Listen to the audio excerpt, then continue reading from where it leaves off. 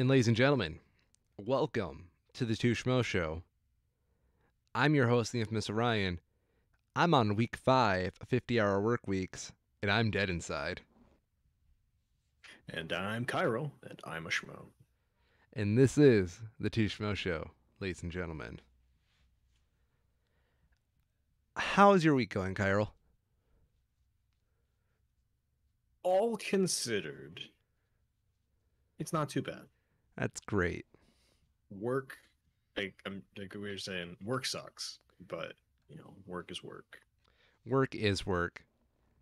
Outside of work, it's not too bad. Yeah, I guess relative.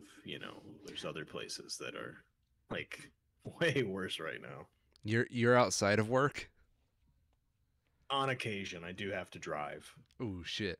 Oh, I God. know. My truck's brakes went out. Ooh. So they're they're really shot. So I now Mhm. have to plan my stops and my braking like probably a good 10 seconds ahead of time just to make sure I stop properly. Yep. So now I'm not allowed to drive my truck, and getting back and forth on these 50-hour work weeks is getting really hard. Yep. So, on other news, I embraced Jonathan Majors as one of the best slept on actors of all time. Yeah, I don't even know if it would be quite fair to say that he's been slept on because he's done quite a lot. Has he? Yeah, I'm pretty sure. I was reading some threads about him because I personally hadn't wasn't familiar with him before this, but uh, from what I was reading on social media, he has had prominent roles in some maybe not financially popular films, but critically very well received movies. Jonathan Majors. What? It's very rare that an actor sells me on their whole acting career in one Mm-hmm. episode. Oh yeah. Only other person in the history of television to do that is Peter Capaldi, for me at Mm-hmm. least. Jonathan Majors is up there. I would honestly probably put him in my top 5 actors based off that one episode. I don't know if I would personally go that high, but he gave from compared to what I was expecting the finale to be, his role in it, I did not at all expect, and I ended up coming away very pleasantly surprised with how it turned out. Ladies and gentlemen, if you are not in the know, we are talking about the Loki season finale, Yeah. otherwise known as Jonathan Majors steals the show. I thought for about half a second there that it was just going to be Miss Minutes, and I was going to lose my shit. If I, I felt the same way, don't get me wrong. And what was it? Didn't I not send you that text calling it? Yeah. Oh, Yeah, yeah. yeah, I called it, by the way. I mean, to be fair, you kind of called this one too. I yeah, I did. I mean, it's a bit more of an obvious call, but you still did. Okay, so I will say this. I didn't text you, but the night before the premiere, I narrowed it down to it being a variant of Kang as the main villain. Yeah. And I only said that to one person, mind you, that Mm-hmm. my more narrow call, and I called it last minute, like right on the Yep. dot, and I'm very proud of that. Mm-hmm. Kids, go home, research comics, become a megastar nerd like me, and you too can have worthless life achievements like calling the finale of a TV show that's relatively easy to call out. Mm-hmm. So, oh Yes. boy, the Um the episode itself. it's I yeah, go on. I think for me, it's probably my least favorite of all of them. Yes and no That's the for way me that I as would well. put it. I get. I think it makes sense the way that they did it, knowing that a season two is almost guaranteed. It makes a lot of sense that we're not gonna get as conclusive of a finale as we would in pretty much any of the other series. Yes. It ends ultimately on a cliffhanger, Mm-hmm. which good on it. Um I'm it's weird cuz there's three different opinions I have on this. Mm-hmm. I love I mean, it. to be clear, I still think it's better than like any given episode of like Falcon and the Winter Soldier.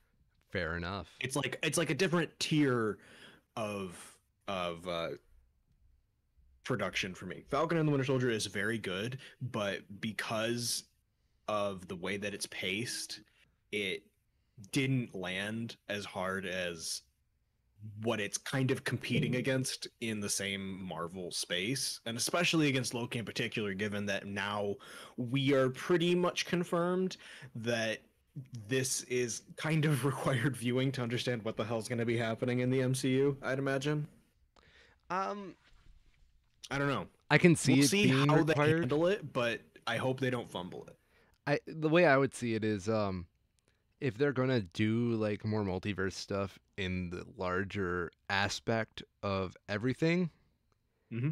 I can see them not exactly using TVA terms or anything like that. They'll just like say like, "Oh, it's Right. always been like this." For all they know, it has been always like this. But if you like watch Loki, you know that it wasn't always like that. I guess that's true. I'm I just saying think that's it'll come down. We'll know when. We'll know for sure by the time we get Spider-Man and the next Doctor Strange, yeah, because they won't really have a choice. yes. So Um, overall, this I don't doubt. Go ahead. yeah, this episode to me again, I have like three different opinions. Mhm. As a just a piece of ambitious media, I really Mhm. like what it does. Oh yeah, Yeah, I agree.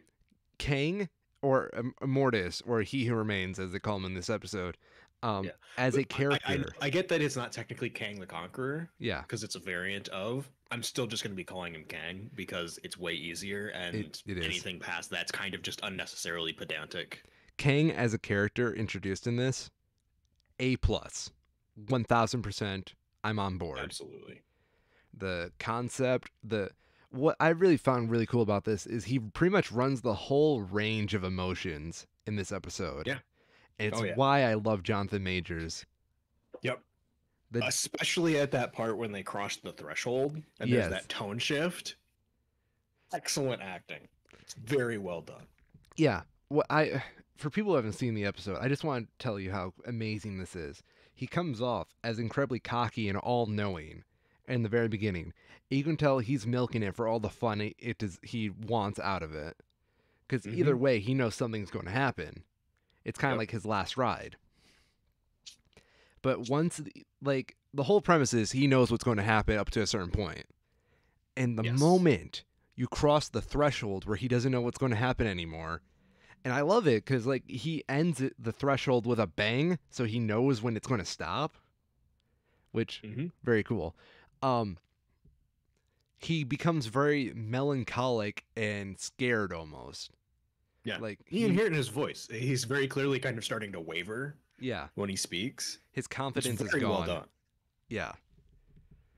And it is chef's kiss. Jonathan Mm-hmm. Major, you're brilliant. Uh, that being said, I don't know how I feel about it as a finale for any other character but Kang. Yes. Um, I don't know. I'm to a point. I agree. Yeah. I think the only one that I really dislike is Sylvie's. Hard agree. The only one that I actively dislike is hers. And yeah, I don't know.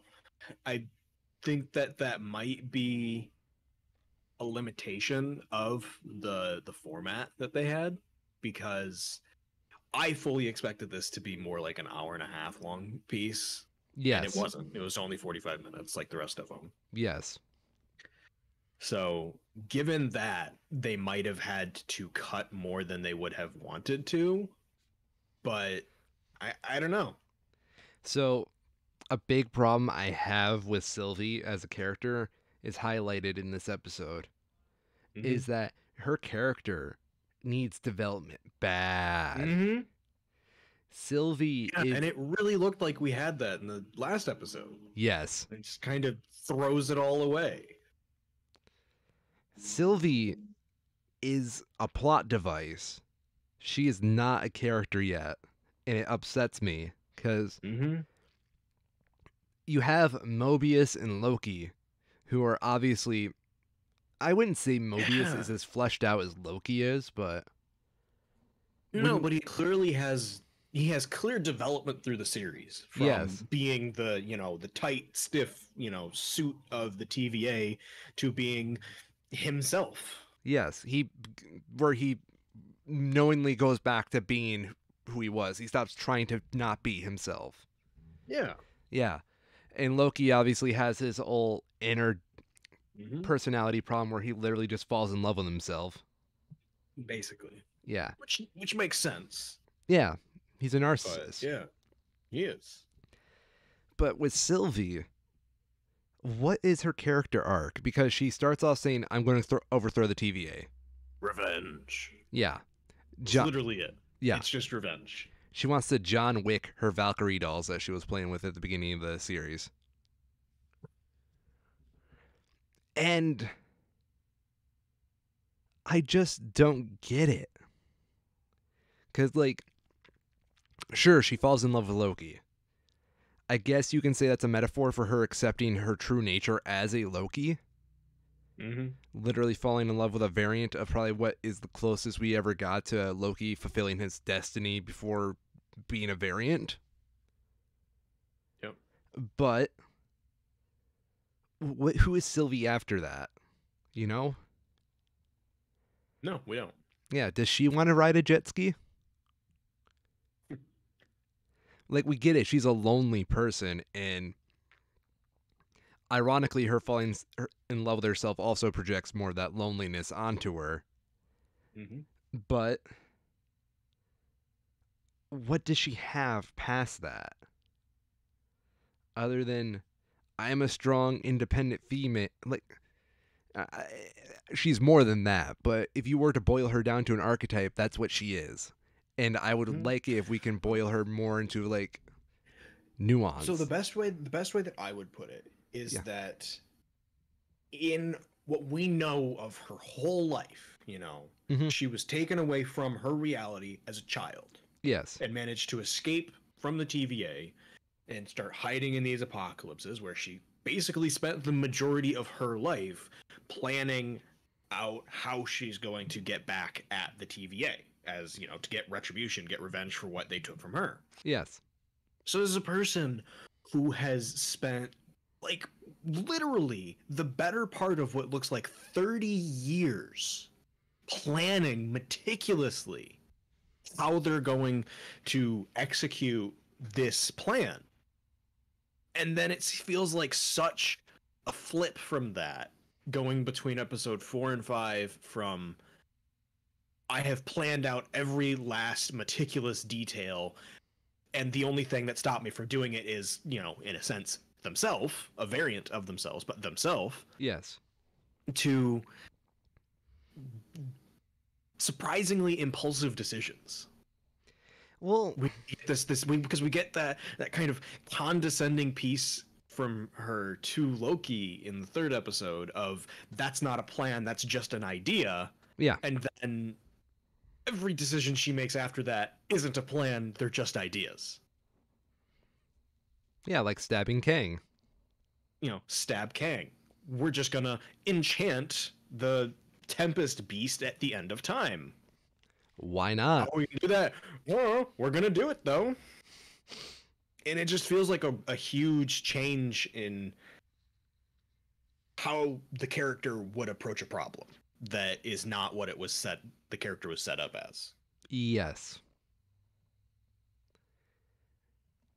I just I don't know, If we man. could have had I wish we could have had like 5 more minutes after she throws Loki through the portal back to the TVA of just development.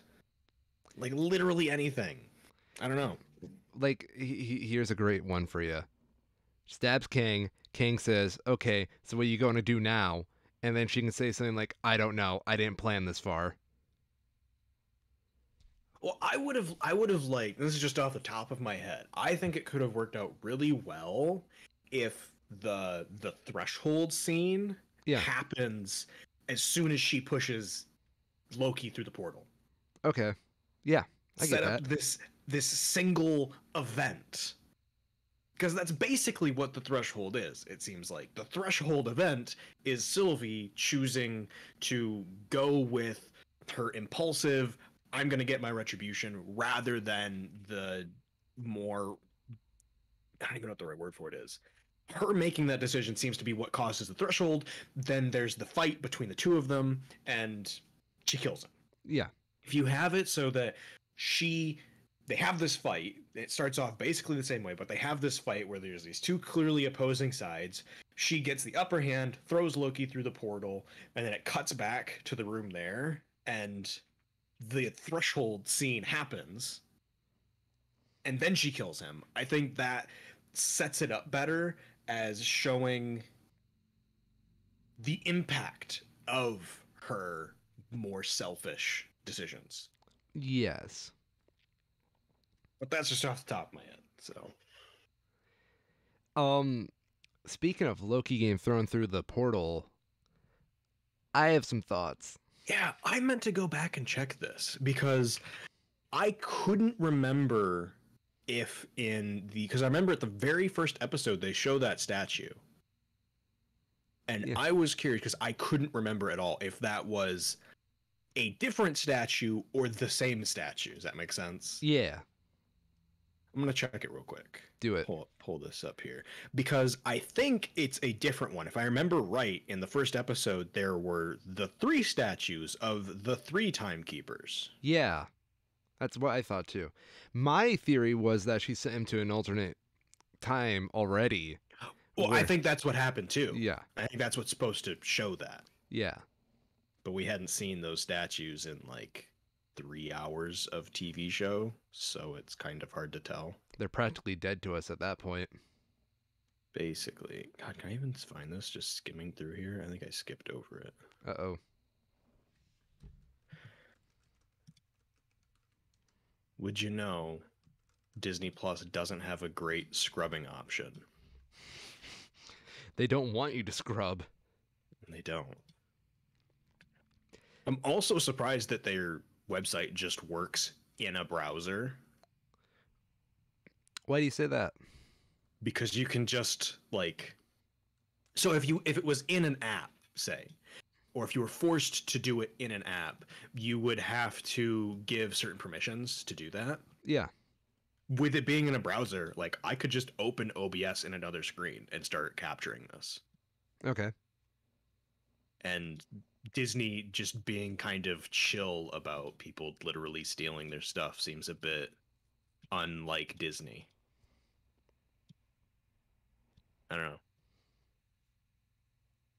It's accessible, it's good, I'm glad, but I'm just kind of surprised. I can guarantee if I pull out my phone and open like a screen recording app and try to open Disney Plus, something won't work.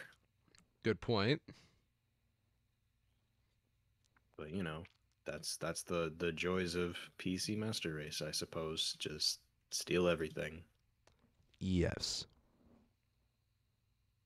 So right now what I'm doing is I'm doing the 10-second jump thing through Okay. the whole episode to try and find this, because the preview bar in the scrub window is kind of useless.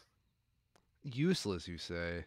Yeah, it jumps between like 30 seconds. Okay, so there's one shot. I'll send you this because I can just screen snip. When they do the big overview of the TVA as a whole, they show a group of statues holding up the sacred timeline. Those are clearly the fictional timekeepers. Yes. Is it here? So I have the feeling in the shot that shows the statues, but I'm having trouble finding it. Maybe it's just way later than I thought it was. I feel like there was one during the library scene where they're researching Ragnarok. Maybe that's what I'm getting it mixed up with, and it's not in the first episode. I thought it was in like the first episode of like, oh, let's set everything up kind of thing. Yeah. I know it's in one of the trailers. Because that panning shot of the elevator going down with the big statues next to it, they used all the time in their promos. Of course.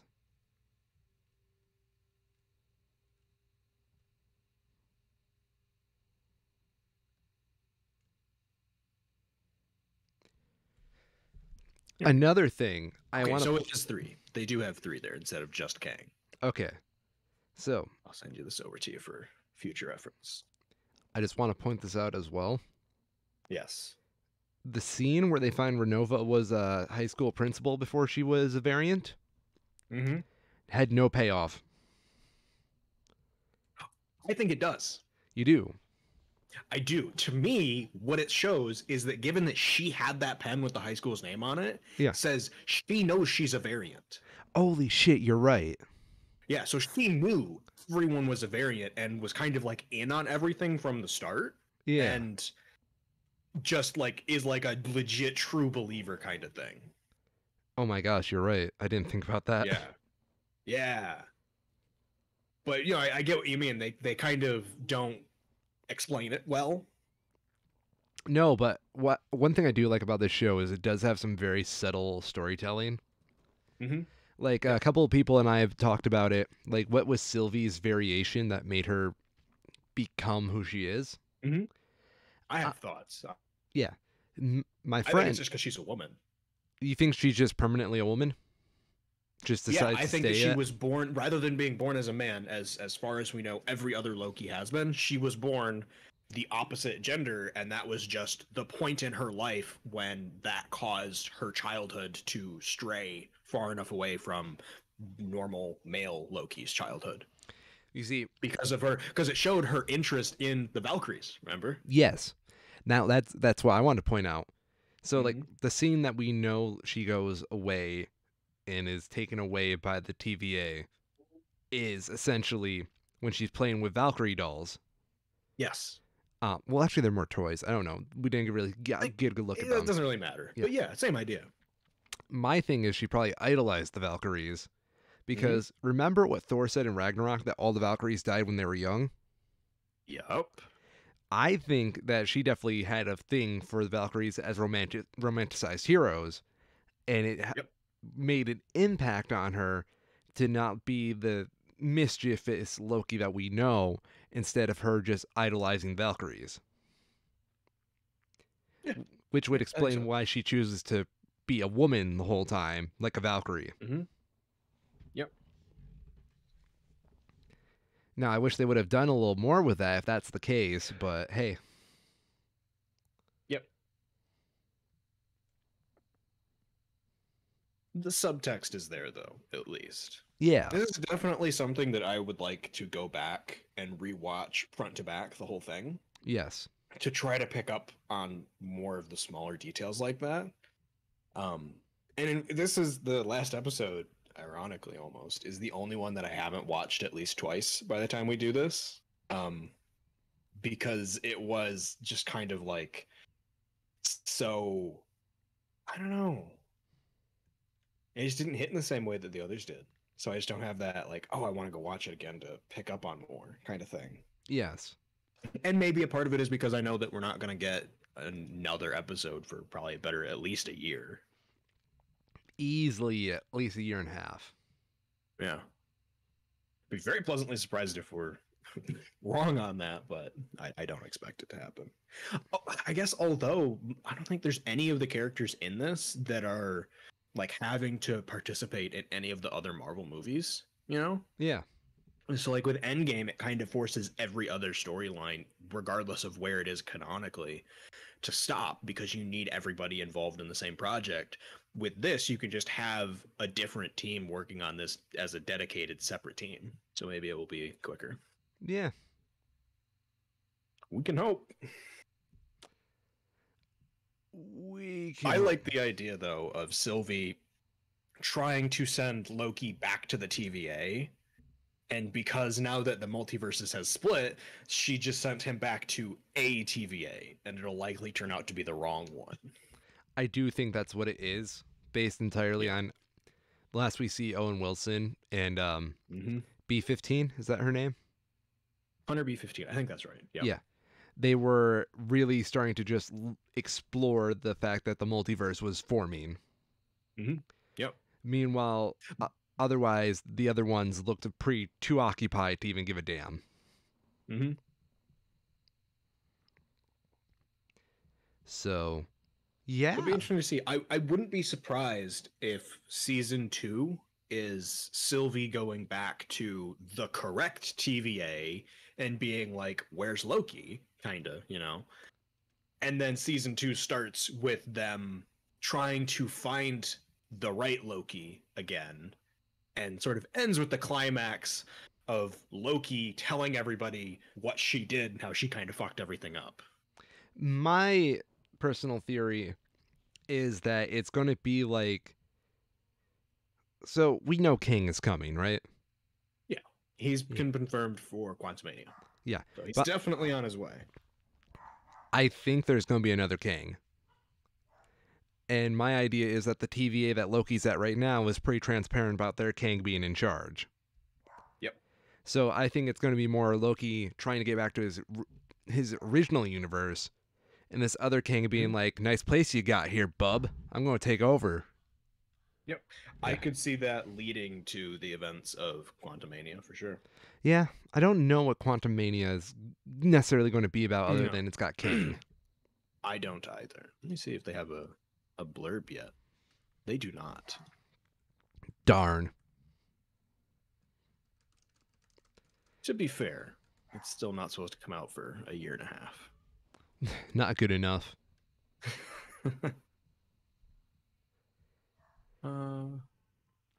I mean, I also feel bad because Ant-Man having to fight Kang doesn't seem fair his anymore. ass kicked. Yeah. Just not fair, man. Would be amusing though. Why do you say that? Because Ant-Man getting his ass kicked is a recurring theme, and it leads to humorous events. Very because true. you have this dichotomy of super soldiers and actual gods. And you got the guy over here who, by all means, is still a superhero, but his thing is he can get small Or big. or big on occasion. On occasion. It's just like, I am the god of thunder. I am small. I find that contrast to be amusing. It is So very amusing. you have Ant-Man, and you have Kang comes. I could see Kang coming through like some sort of Thanos style portal, and yeah, Lang's just like, "Who are you?" And he goes through some spiel about how he's the last of the conquerors, the ruler of the multiverses. Who are you? I'm Ant-Man, and he just laughs at him in his face. Perfect. Totally see that. Another thing I really, really, really am interested over. Sylvie is in the MCU, right? Like the main Yes. universe. I don't think, like, right now, being at the end of the universe, I don't think she technically is. Okay. Because I'm very curious if that means she can pop up in other times now, like in other film or TV shows. To that, I would say that she definitely can. Now Yeah. that because given that she has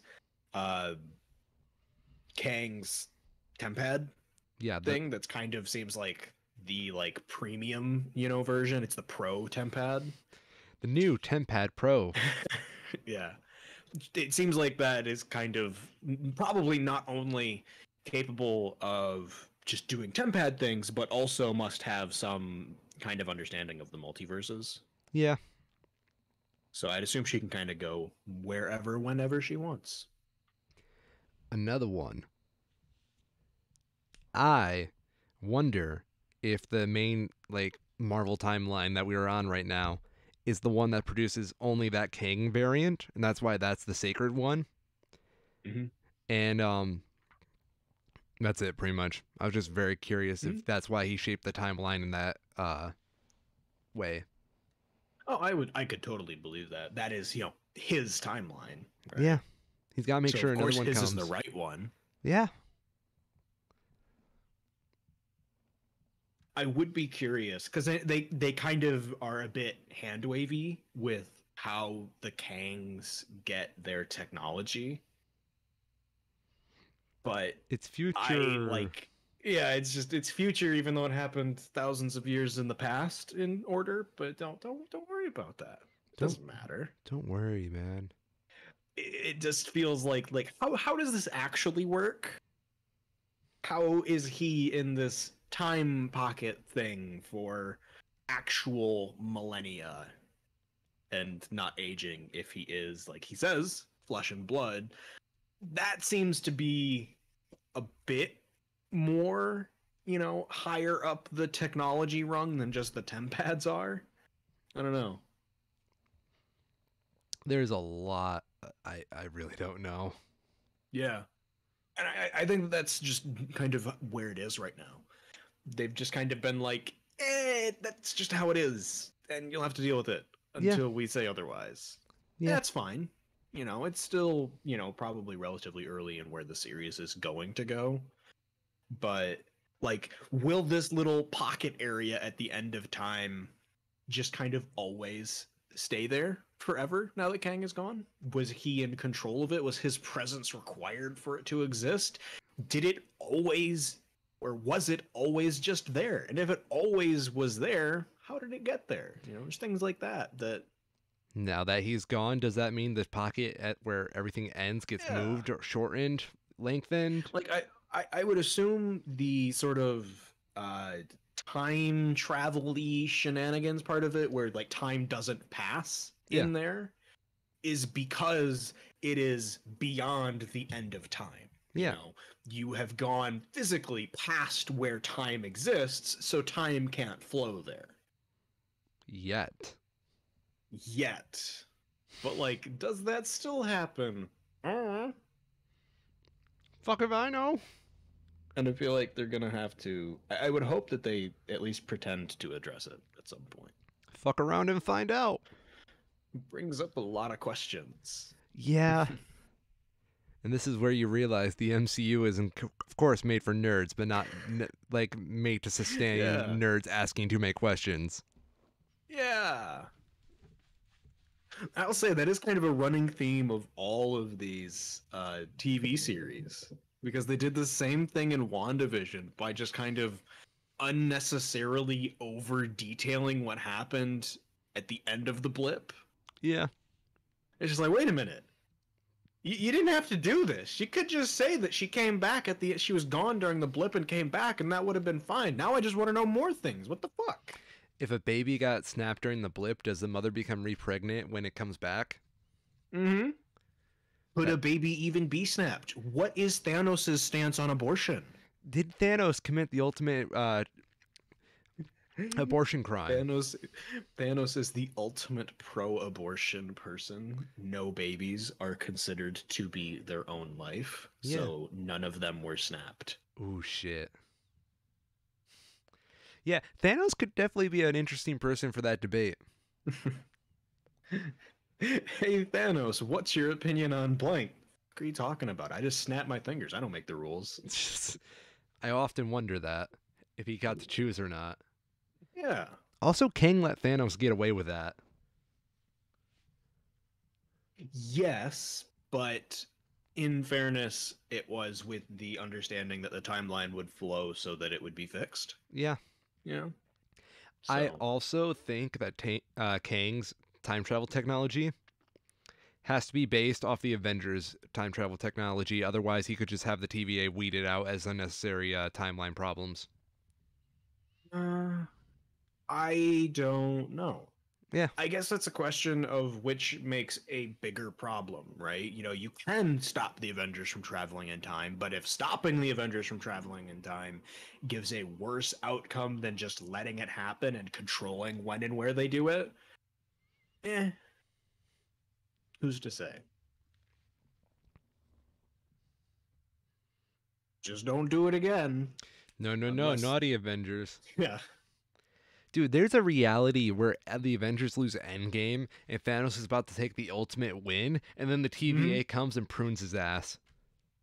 He gets to that "I am inevitable" line, and then a collar just snaps on his neck. No, there's another one where Tony ends up actually surviving. He's like, yes, we did it, no casualties. TVA just comes out and prunes him. The fuck you did? Yeah. Oh, that's really fucked up. Yep. I guess that's just that's the flip side of what they do.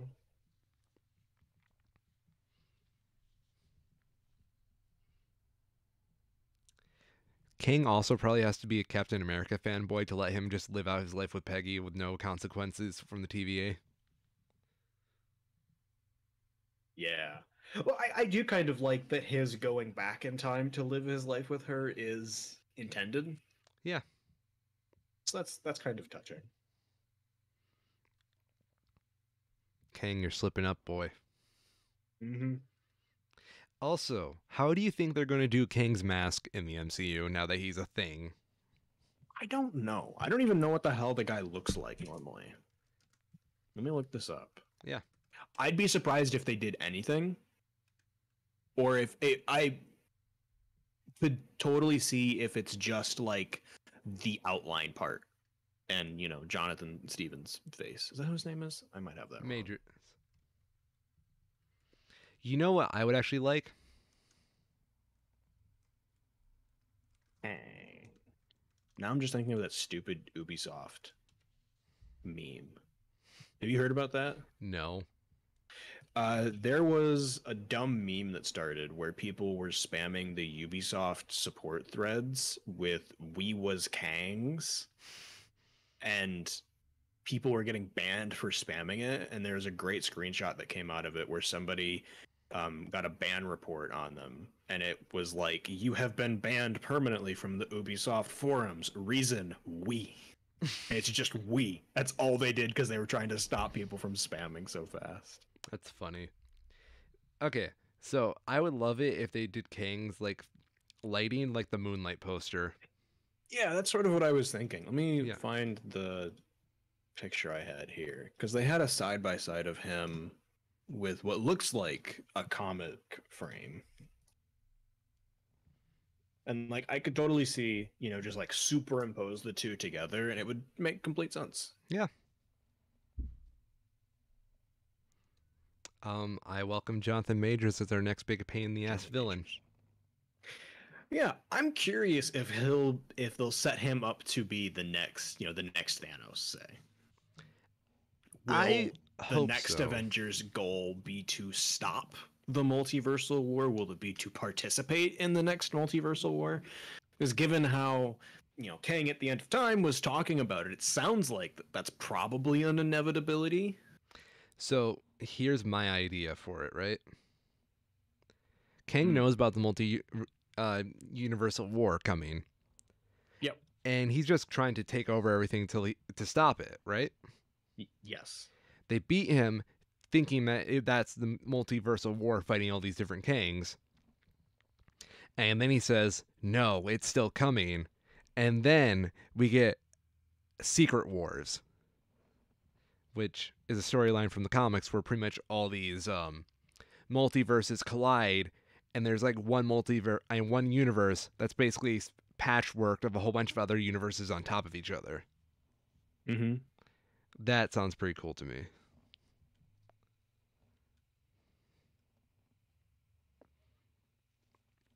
Looking some up from this now. I am almost 1000% sure that we are getting Secret Wars because of all this multiversal shit. Mm-hmm. It would make sense. Yeah. It would make enough sense, at least. I do, though, just hope that they don't use it as like, oh, we can just replace Tony with other universe Tony kind of thing. If they do that, I'd be very upset. Or if I could see them or do something like that, but frame it in the way to clearly show the differences between the different people and have it like backfire, Yes. like, oh shit, we can go back and we can save Tony now, and you do that, but it turns out that the Tony you got, even though he looks the same and he sounds the same, he's actually different and he's like evil or something like that. They Of say, like, yeah, this is not a good idea. We shouldn't do this anymore. here's a fun idea for you. They get a Tony back, but it's Tony before he got kidnapped. And Mm, then you have pretty much Warmonger Tony with all this access to all yes, this Iron Man stuff from our Tony. yes. Yes. How cool would that be? Doesn't even have to be the same actor. It can literally be just someone slightly different. Mm-hmm.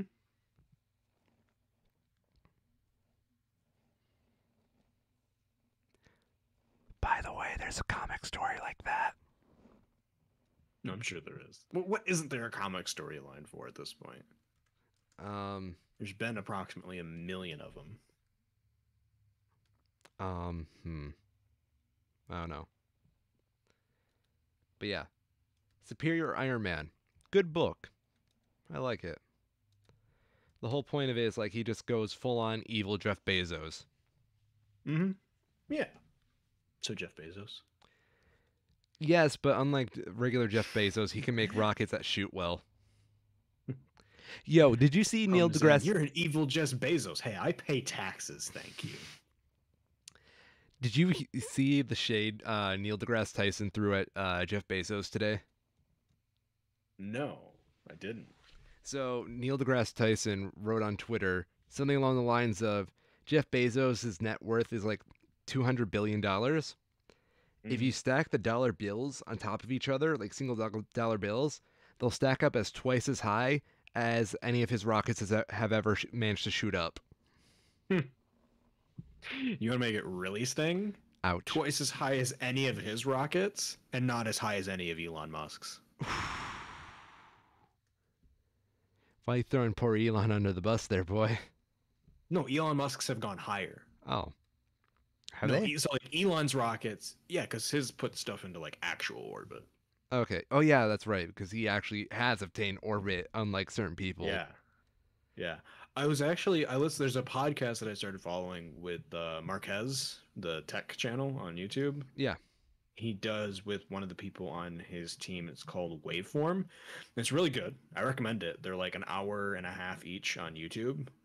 The one that they did this week was talking about that, about space tourism and why what Bezos and is it Branson, I think, is the other one. What they're doing with space tourism, air quotes, is so much different than what Elon Musk and SpaceX are doing because SpaceX is like doing actual space things where they're putting things into space and keeping them there, where both Bezos and Branson's projects are like technically go into space, but you're not fast enough or high enough to stay there. So it's not like the same way. You see, Elon is like a Walmart space program, and Jeff Bezos is a Dollar General. I don't know if that's the quite. I mean that's the idea, Yeah. but it's like I don't know. So like it's like SpaceX is like Apple and AirPods, you know. Okay. It's the Yeah. real deal. They're doing like actual space stuff. They're putting things into orbit. They're helping companies and nations do work on the ISS and launching satellites. And then you have what is it, Virgin Galactic and Space Blue, I think are Branson and Bezos respectively. I believe They're so. like the dollar store AirPods, where they're the right shape, They don't but fit quite they well in don't your fit. ears. The charger case is just cheap plastic. They fall apart almost immediately. They don't have any touch controls. They're just little Bluetooth earbuds. They lose connection all the time and go out of sync with each other. Mm-hmm. So they look the same. Yeah. And they use the same marketing, but they're not the same. No. I like that. That's good. That's good. It was pretty cool though. Have you seen the footage from the Space Blue? Space Blue? Is that what it's called? Space Blue, Blue. I don't even know. Blue Origin? Is that it? Yeah, Blue Origin. You see the No. footage from it? No.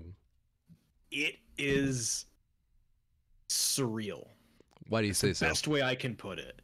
So I'll send you some pictures of like the actual stuff that they have. NBC, why are you the first one that comes up?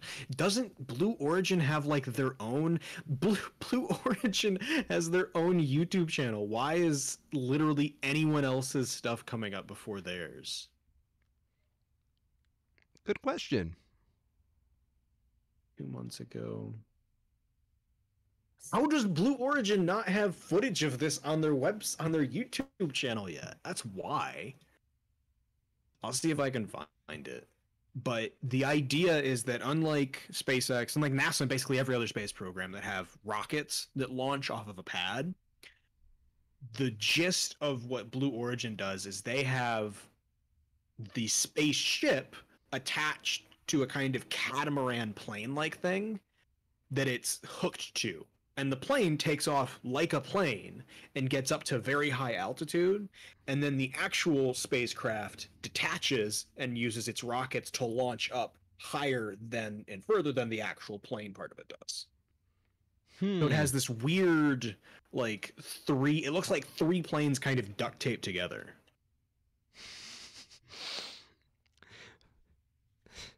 Mom, can we have a space program? No, we have a space program at home. Space program at home.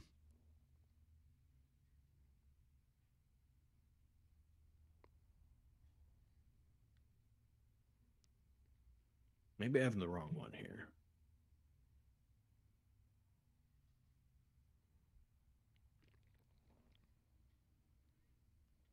Okay, Virgin Galactic is the one that did its thing, not Blue Origin.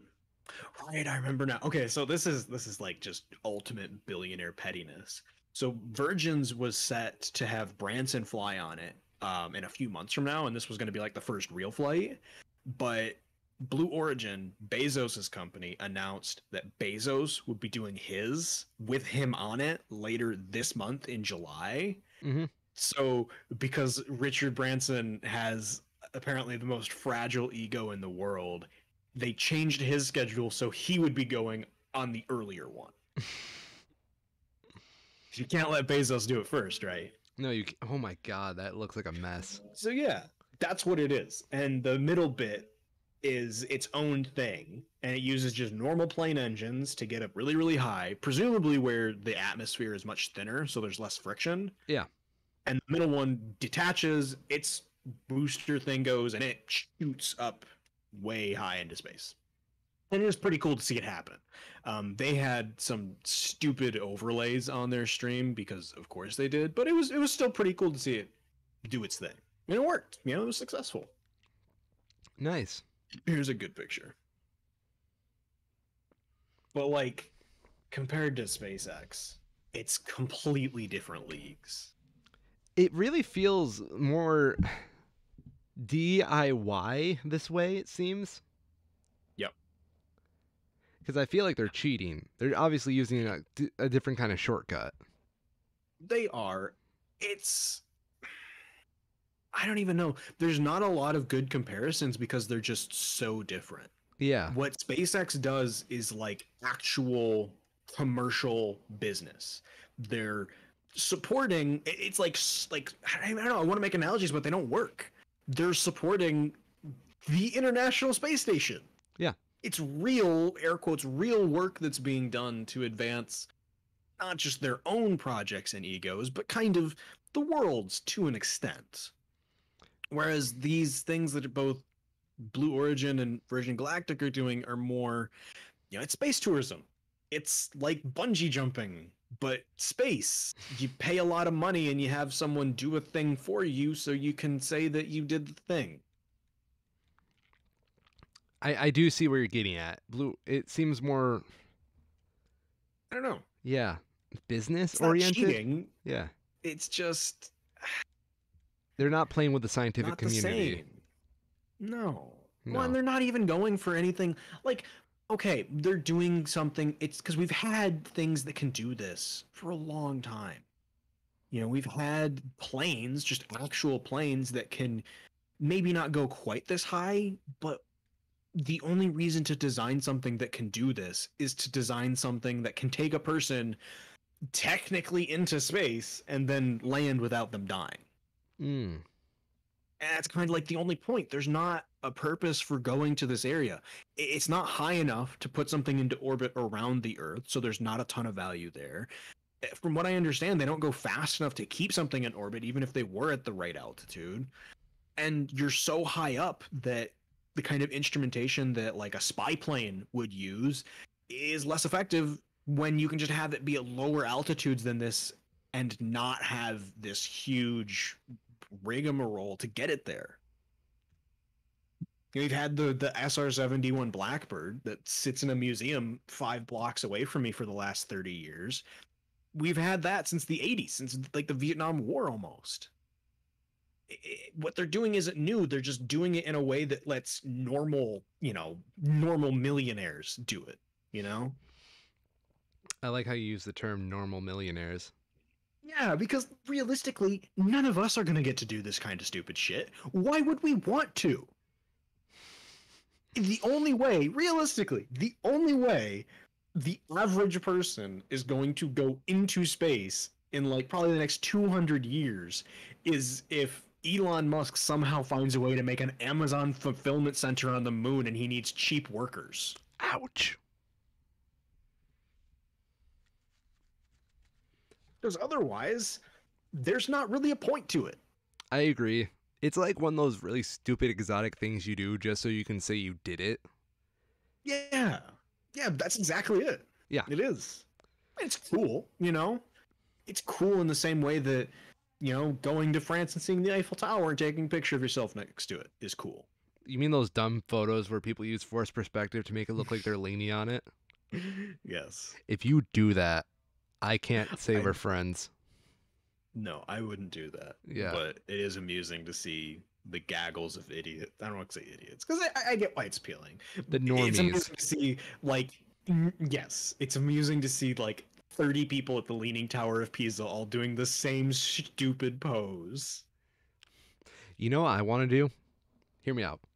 Go to the Yeah. Leaning Tower of Pisa, do forced perspective, make it look like it's falling on you, and cower in fear. I've seen that, though. Dang it. Like, the build, like, the Leaning Tower, how old is this? It's, like, literally 1,000 years old, right? Yeah. 1173. It's almost 1,000 years old at this point. If you thought of something that would be a good gag involving a tower that is permanently leaning, believe me, you're not the first. You're just not. Some dude in 1510 probably did it already. Damn They it. just didn't have cameras.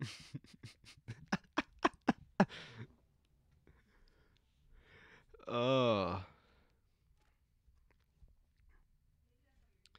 It sucks to be human. I love the ones too that are just like bad. You know? Oh, yeah, like they messed it up. Yeah, like, look at this. Like this dude's he's doing the pose, he's there, but it doesn't line up. It So it just looks doesn't. dumb. You see the like look of pain in his eyes? Okay, this one's actually pretty good. This one that's kind of clever. Dude has a bag, and it looks like the tower is like falling out of his bag. Okay, that's good. That's clever. But like, don't do the "oh, I'm holding it up, I'm leaning against it" thing, because no, don't. I got one for you. I'm going to make it look like I'm licking it. As you say that, I found exactly that. Fuck off, humanity. And they one-upped you because they put an ice cream cone under it. Damn it all. Literally, if you think of it, some of them are cool. Like, it's cool. It's objectively well done. It's good for its perspective. Someone else has done it already. You're Make it- like literally 900 years late. Damn it all. Okay, look like you're walking on it. Walking on it. I will meet you halfway. Oh, kicking it? I have someone stepping on it. Let's see. Let's see. Oh my god. It's been done. I hate humanity. No, dude, Ugh. I want to do one that looks like a kung fu kick. There we go. A kung fu kick. I'm sure that there's probably something like that. Yeah. That would be very hard to do though. It would be Because very you have hard. to have someone who actually knows how to take a picture. Oh yeah. I don't know. Kicking the leaning tower of Pisa. Someone fucking did it.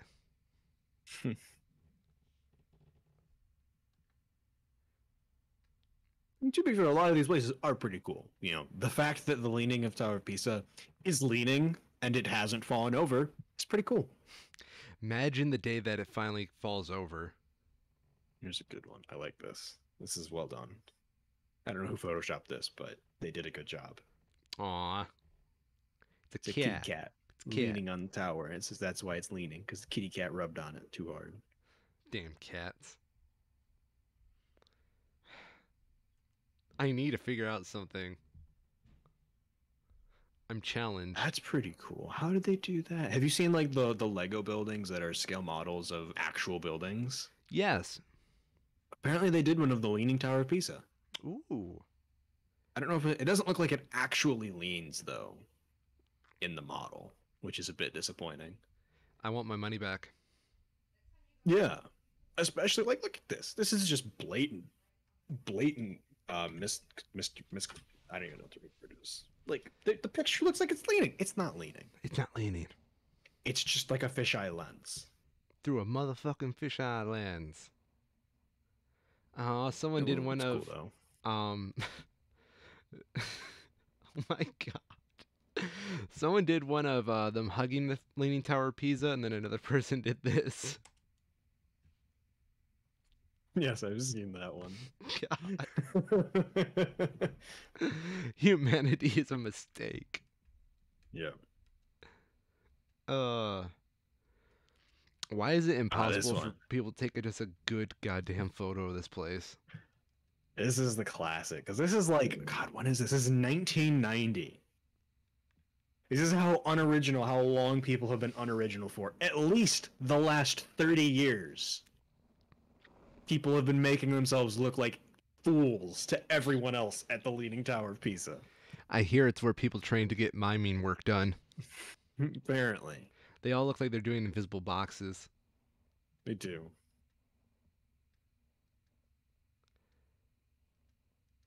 Okay, this is a good one. This is the only good kicking photo I've seen so far. Mm-hmm. Shame they have a filter over it. Yeah. Yeah. That's not bad. 7 out of 10. Mm-hmm.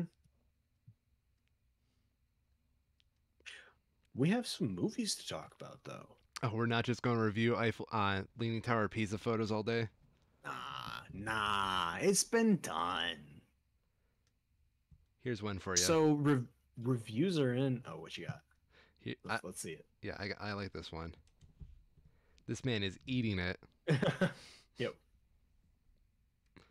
Again, it's clever. Yeah. It's well done. Someone's done it. And if there's not a picture of it, it's just because cameras didn't exist yet. Yes. I remember I've seen some really good ones of like from like the 1910s, 1920s were like really early photography of people making memes that are like straight from 2005 of like, oh, I'm standing in the garbage can, that's the joke kind of stuff. Good.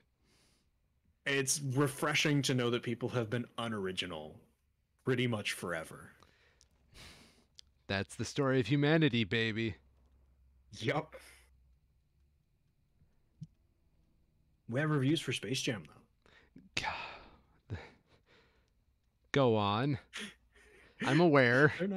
It's not great. You're telling me Space Jam 2 is not the cinematic masterpiece that all the 90s kids, the obnoxious 90s kids and millennials thought it would be? Apparently not. This film does not cure cancer. What are you talking about? Do you follow Angry Joe? No, I do not. I enjoy. He does a series of film reviews, and they're usually quite amusing. It saves me from having to watch some of these bad ones.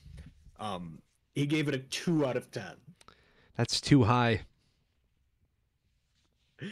It's bad. It's real bad. I have it. It's funny to me because I never realized how much I hate Space Jam until this movie came out and made me realize I hate people talking about Space Jam like it's good. Mm-hmm.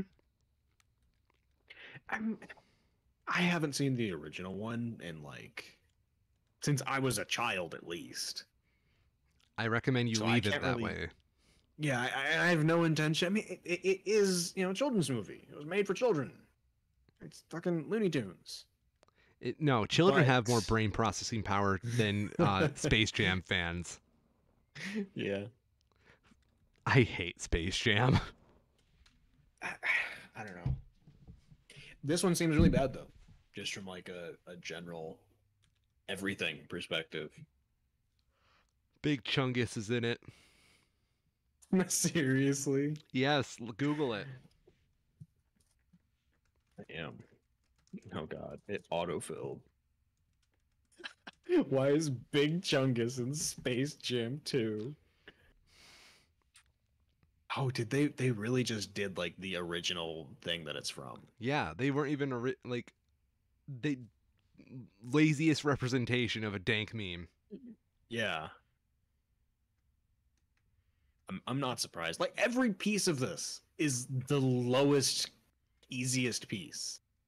It's like just straight up, oh, look at all of these intellectual properties that we have because we have more money than God. Let's put them all together.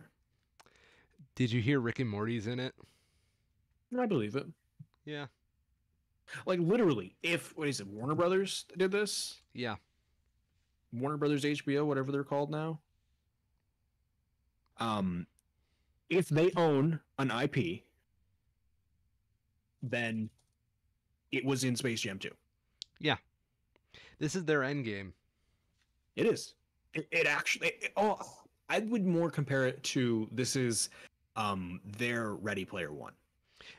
Everybody's been comparing it to that. The Yeah, problem is I this didn't watch is- it. I I didn't like Ready Player One personally. I've heard nothing but Ready bad Player things. One is gamers, like what people who don't play games think games look like. Yes. So it's just completely wrong. I just It is Warner though. It's like, yeah, if it's a Warner property, it's here. yes.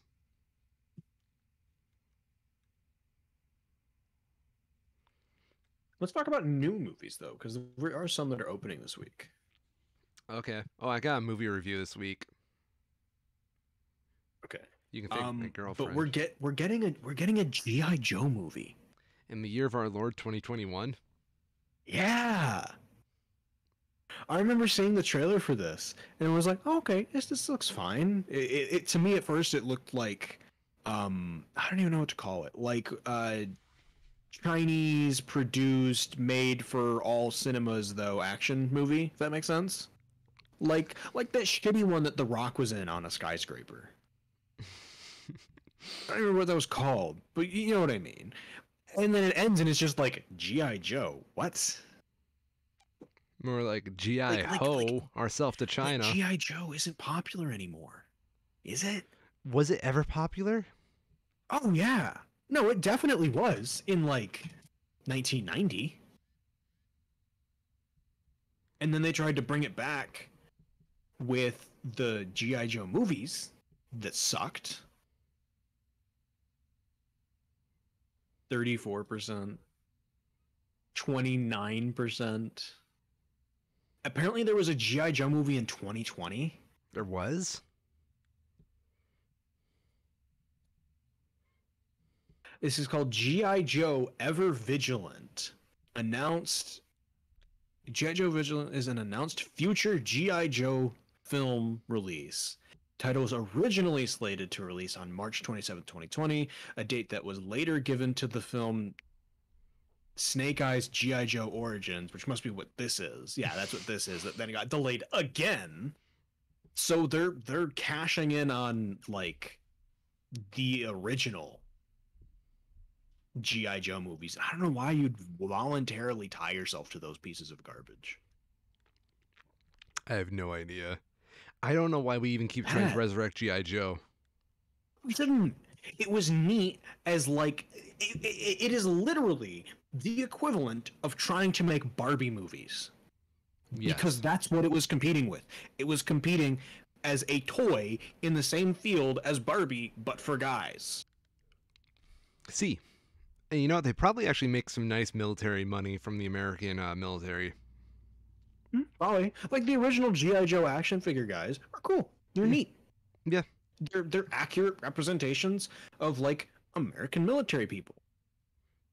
And then they started doing this like futuristic bullshit for no reason. Can I And it just never works. everything Hasbro has, mainly, in my opinion, needs to die off. Mm-hmm. The stuff they try making into cool franchises just doesn't work. Yep. Transformers, bad. I personally am fine giving Transformers a pass because Really? it's just like so it's dumb enough that you can just kind of turn your brain off and be like, ha ha, yes, explosions. Racist robots. Racist, sexist robots. That is a bit more of a yikes. To be fair, I kind of just forget everything that happens that's not in the first one. I think that's the right way of watching the Transformers movies, is to not accept the first one. I remember watching the second whichever one was Dark of the Moon. Yeah, I don't fucking know. Yeah. Dark of the Moon was the movie that made me realize there was such thing as bad movies. Before then, I was a dumb little child who thought all movies were good. It's like finding out Santa isn't real. Yo, shut up. You don't know that. Transformers. You can't No prove way shit. they're making a Transformers 7. Why? Can we? Okay, Why is it set in the 90s? Chiral. I've been saying we need this for a while, but we need a like Fast and Furious Transformer crossover movie. Well, Think they're about doing it. it. Yeah, they need to do it. Throw in the Men in Black in there. I don't care. Oh, apparently it's been canceled. Really? Collider reporting that the 7th Transformers movie has been pulled from its release schedule and effectively canceled. This is hilarious because and this is in the People Ask section, the first one is why is Transformers 7 canceled? This is good. They are reducing popularity due to the intricacy of the series. Intricacy? It's too intricate for our small brains to understand. Meanwhile, here's Marvel playing multi-universal chess with their series. Mm-hmm. It is kind of a shame though, because the actual like Transformers comics, I think it is, have been doing some pretty cool stuff, and they're still plenty popular. Have they? But yeah, I remember I mean, they are still popular enough that they're being made regularly at this point. And they did a cool thing in one of them that I saw on Twitter about trans representation in the Transformers world, so to say, where because all of the Transformers are male, Yes. right? And there's a really interesting bit where they talk about groups of Transformers as they go away from their home planet and start to like see other cultures, and how they're just like, wait, why don't we have this? Well, I want to be that. And they just do that. And it's just kind of like an interesting piece about how an all-male culture can see other cultures that have a different thing and then want that thing, you know? Okay. And then they just kind of do it, and everyone's just okay with it. Fair enough. It's just like a kind of a like a one-pager kind of thing. It's not at all throwaway, but it's relatively minor in the overall scale of things. It's kind of neat. Trans culture, thoroughly appropriated. Yeah. But in a tasteful way. In a tasteful way.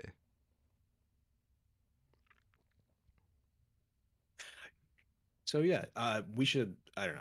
I didn't really care about the actual Snake Eye. Like, I almost wish that this wasn't a GI Joe movie because it'd probably do better if it wasn't. Yes. Having the GI Joe name stapled to this for no reason detracts from the fact that this could just be like a cool introduction to a story about a character. But nah. Nah. And the problem, this is hilarious, is that they're going up against 1-to-1 fucking Marvel. Because Shang-Chi is like 3 months away. Oh no. And it's like, I guarantee you, it's going to be this movie, but better in every single way. Yeah. Yeah. Yeah. Yep. Yep. So, oh, this isn't even, so this must not be, I don't get why this movie exists then. Apparently it's set in Japan. There must just be a group of people that are weirdly dedicated to making GI Joe stuff still. If you're one of them, please let us know down in the comments because I don't get this shit. Please.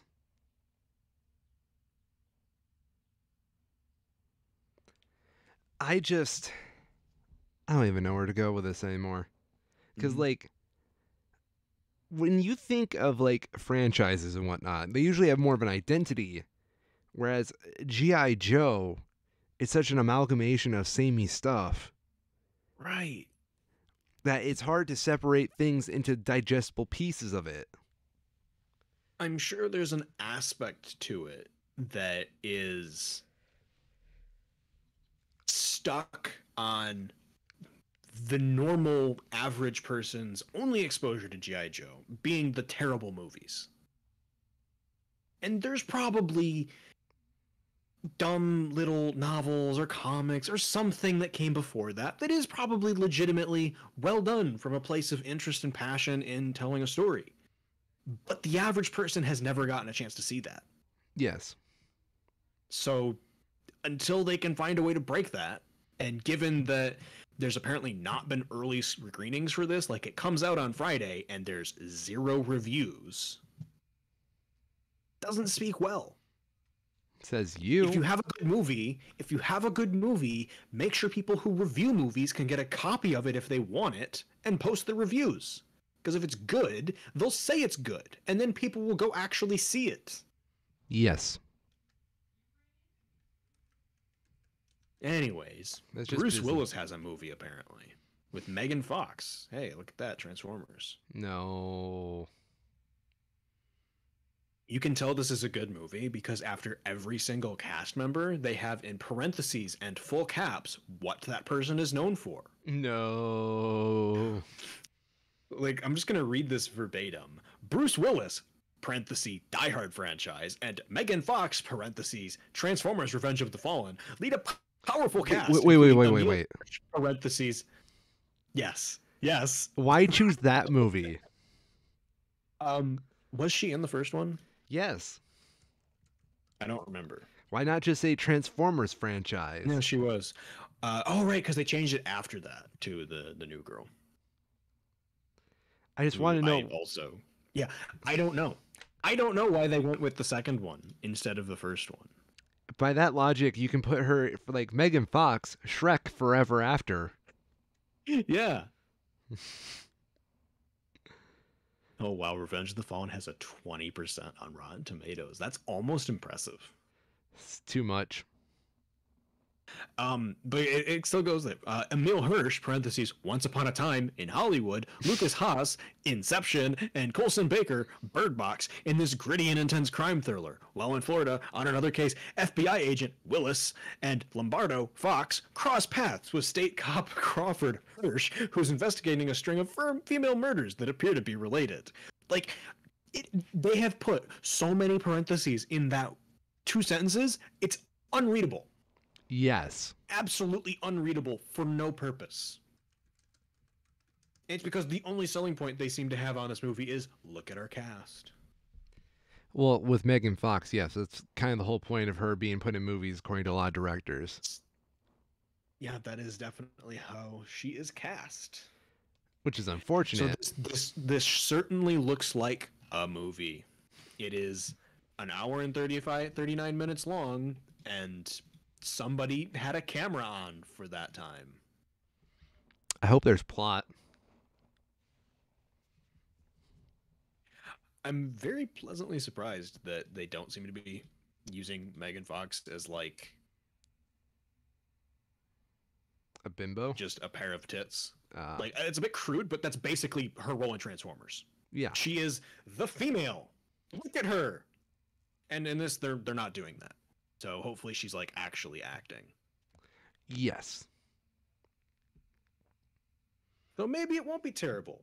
But then again, it's 2021 and it has Bruce Willis in it. So unless he's decided to start giving a shit about his career again. No. It's not how Bruce Willis works, man. It's sad but true.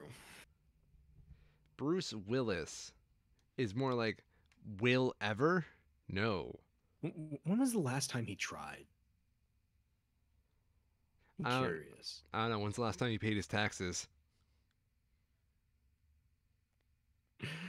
Fair enough. Wow. The only movies. Oh no, apparently he was in something called Motherless Brooklyn. Never heard of it. Um, since 2014, there have been 3 movies that he's been in that have a positive rating. 2 of them are him playing himself, Go on. which are Between Two Ferns, the movie, never heard of. It has a negative audience score though, so does it have 3 reviews? Does it have 4 reviews and 3 of them are positive? No, it actually has a fair number of pieces on it. This is Zach Galifianakis doing celebrity interviews. So he's arguably a role in that one. But yeah, everything else is like 0, 7, 6, 4, 0. These are percents. 8, 0, 0, 0. He has 1, 2, 3, 4, 5, 6 movies where they got 0%. Sounds about right. That is almost impressive. It's so bad.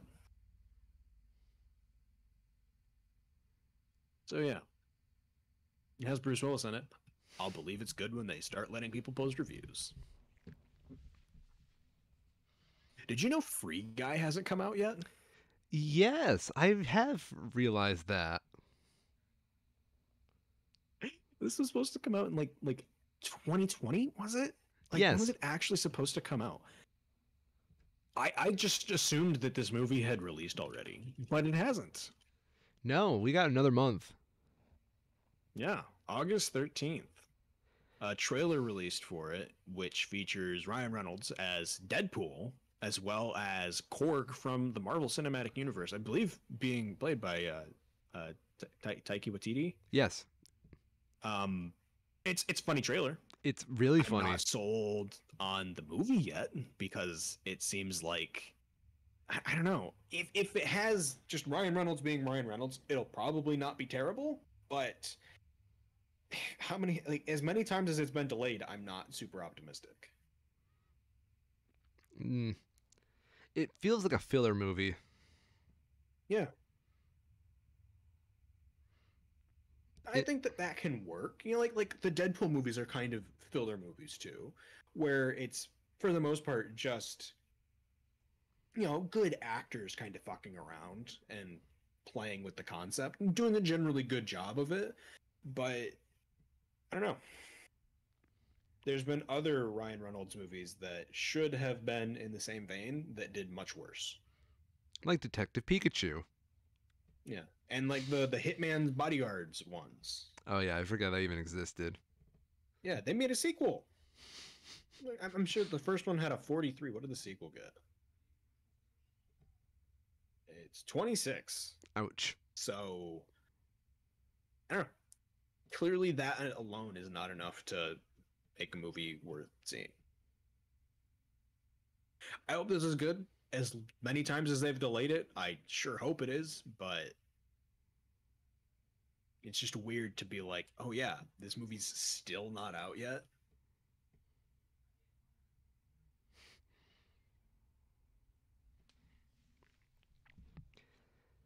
What else is there? Is Jungle Cruise out?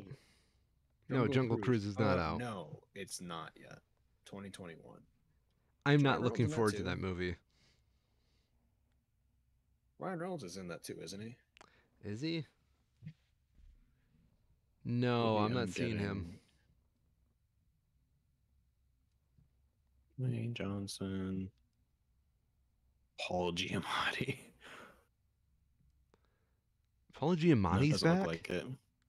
He's apparently plays a character named Nilo. Hmm.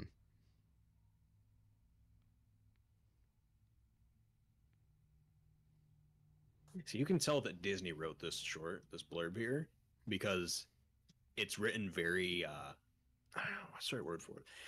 It's good, but it's also very corporate. But it's good in its corporate way, you know. Go on. Join fan favorites Dwayne Johnson and Emily Blunt for the adventure of a lifetime on Disney's Jungle Cruise. So it is the same thing that fucking I don't even know. Go back and look for it. The other movie we're looking at does, but it does it in literally a quarter of the number of lines. Yes. And then it gets into just telling you what the hell happens in the movie. Like, we know Bruce Willis, in the same way we know Dwayne Johnson. We don't need you to tell us what he's from. Says you. To Like, be honest, honestly, if you don't know who Dwayne Johnson is in 2021, that is on you, not me to explain. I'm not a Dwayne The Rock Johnson fan by any means, but I still wonder to this day how he got famous. Wrestling, honestly. Really? He proved he was a competent wrestler. Yeah, Oh, because like 90% of wrestling is acting. yeah. So he did like 15 years as The Rock in WWE, and has been branching out since he kind of retired from that into real air quotes real acting. Interesting. Mm-hmm. And I think a lot of it started off in the same way with John Cena did, where you have these people who have dedicated followings from their time on WWE who care about the characters that they played on WWE, um, that would go and see a bit of a lower tier movie just because it has this person that they know and care about. And from there, they're able to prove that they're just actually good actors in general. And it's expanded into things like this, where you have Emily Blunt and Dwayne Johnson, and Emily Blunt is not the headline name. It's actually Dwayne Johnson, because he's proven himself in enough movies to just be a good actor and an entertaining guy. Fair enough. I should probably see a trailer for this, but I like the art direction that they've gone with. It's like, it's all live action, of course, but it evokes a strong uh, visual connection to like Tarzan and those, like that era of like 80s 90s animation, through the way that they've designed their sets Hmm. and costumes. It's very well done. Even though it's completely different, it's very Disney Very Disney. in a good way. Interesting.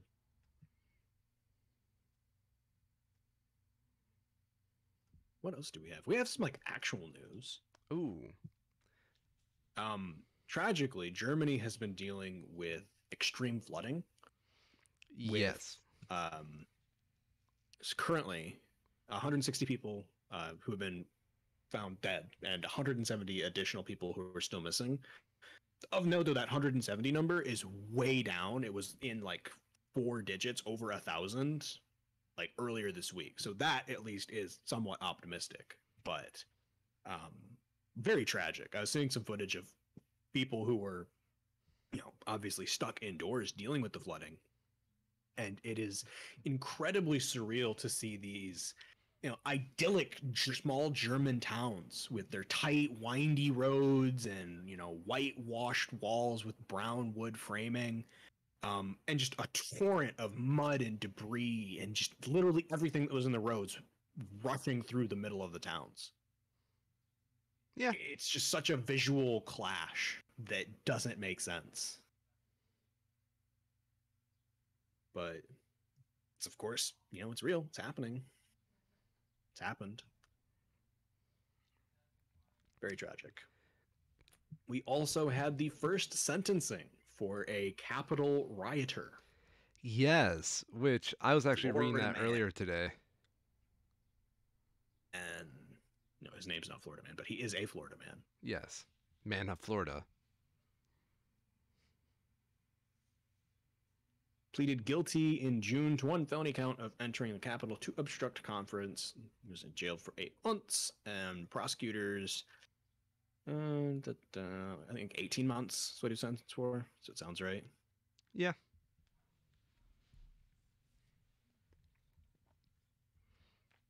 There's some pretty amusing bits that came from the defense, which, you know, just people doing their job is to defend the guy. Let me see if I can find him real quick. But they were particularly amusing in the way that they had phrased them.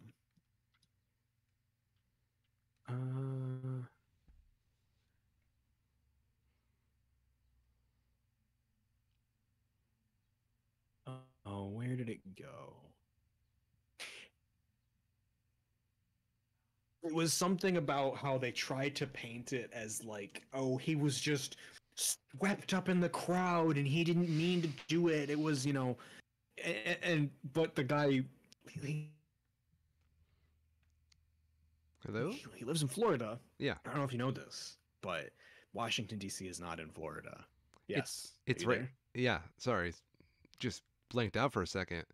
That being said, Oh. Washington, D.C. is so close to Florida. What are you talking about? It's like only a couple 100 miles away. You only have to get on a bus and travel for hours to get there. Dude, he practically walked in on it by accident. Yeah. Yeah. And, like, don't you always go everywhere carrying rope, protective goggles, and latex gloves? Oh, as much as I barge into every random place I see. Of course. It's just the thing you do. It's an American right. So yeah, he's been sentenced to 8 months. Okay. Not 18. That's still a lot. Well, 8 months, actually. Not much. For what was essentially a political coup. We'll see. He did plead guilty. Okay. So I would be very interested to hear if there's any strings attached to it. I personally can't be fucked to read through like the actual sentencing at this point because it's legal documents and those are always pretty dense. But if he did plead guilty and is getting a relatively lenient sentence, I wouldn't be surprised if there's some degree of cooperation. Yeah. Well, I mean, like, let's face it. Anybody who is there, it doesn't strike me as a aficionado of the law and are probably way over their head. Oh, yeah. Yeah. Which, to be fair, though, I think any average person would be, which is why, you know, lawyers are available at no cost to a point. Mm-hmm. Because most people, the law is dense, you know? And I think it's understood pretty generally that most people don't have time for that, which is why we pay other people to do it for us. Pay him a lot of money to do it for us. Yeah. I say this as someone who took a law class. The law sucks. It does. There's a reason lawyers get paid so fucking much at a point. I don't understand how lawyers have the brains to do that. Like, I can understand if you donate your whole life to it, but Yeah. like, it is impossible to really fully grasp the law the way a lawyer does. If you have something else in your life, you have another expertise of. Mm-hmm. And that's why they get paid so much, because it is, you know, you're looking at potentially like 80-hour week when you're starting. Yeah. Just constant work. And you got to think about like legal precedents, other cases, and how they went. Mm-hmm. It is essentially a game of strategy. Mm-hmm.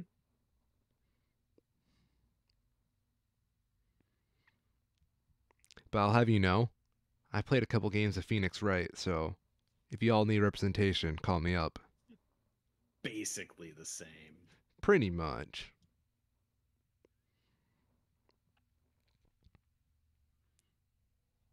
England is opening up after COVID now to mixed responses. Can the Italians go beat them up again? Oh, I wish. I would love it if they just got a whole bunch of Italian tourists that just showed up and started smashing shit.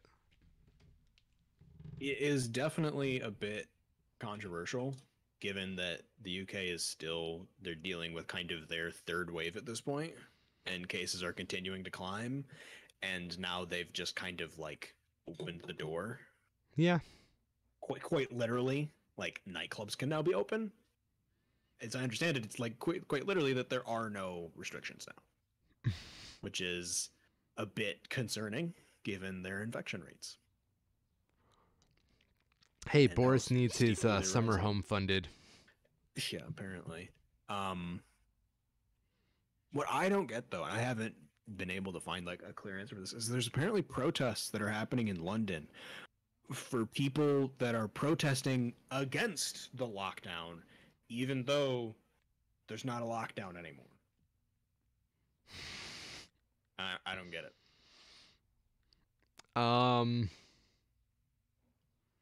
I don't know what you're talking about, man. So, yeah. Yeah, there's Yeah, always a I lockdown, don't don't you know? It's weird.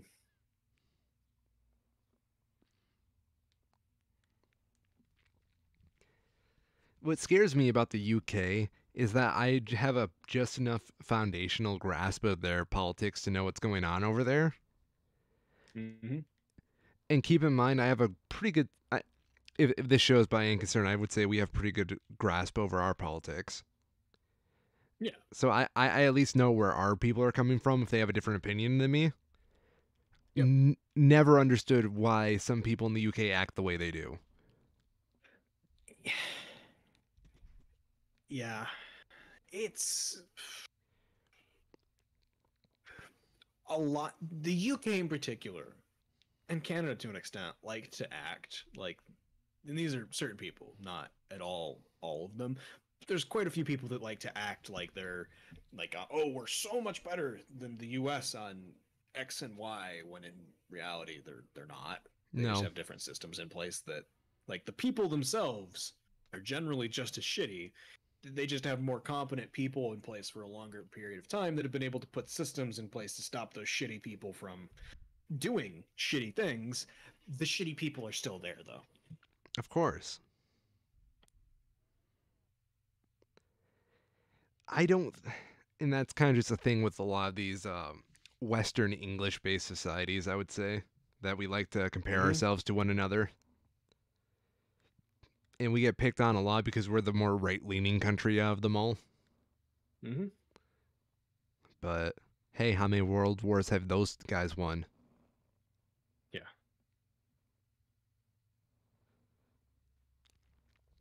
And there's some Canadian right now getting fumed up, like, oh, leave it to the American to use war to justify their opinions. Fight me, you hoser.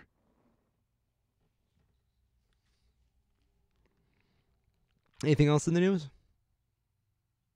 I'm reading an article here about apparently a Nigerian plane, a fighter plane, was shot down by like armed gangs, which is some battlefield shit. I was about to Like, say, Africa scares me.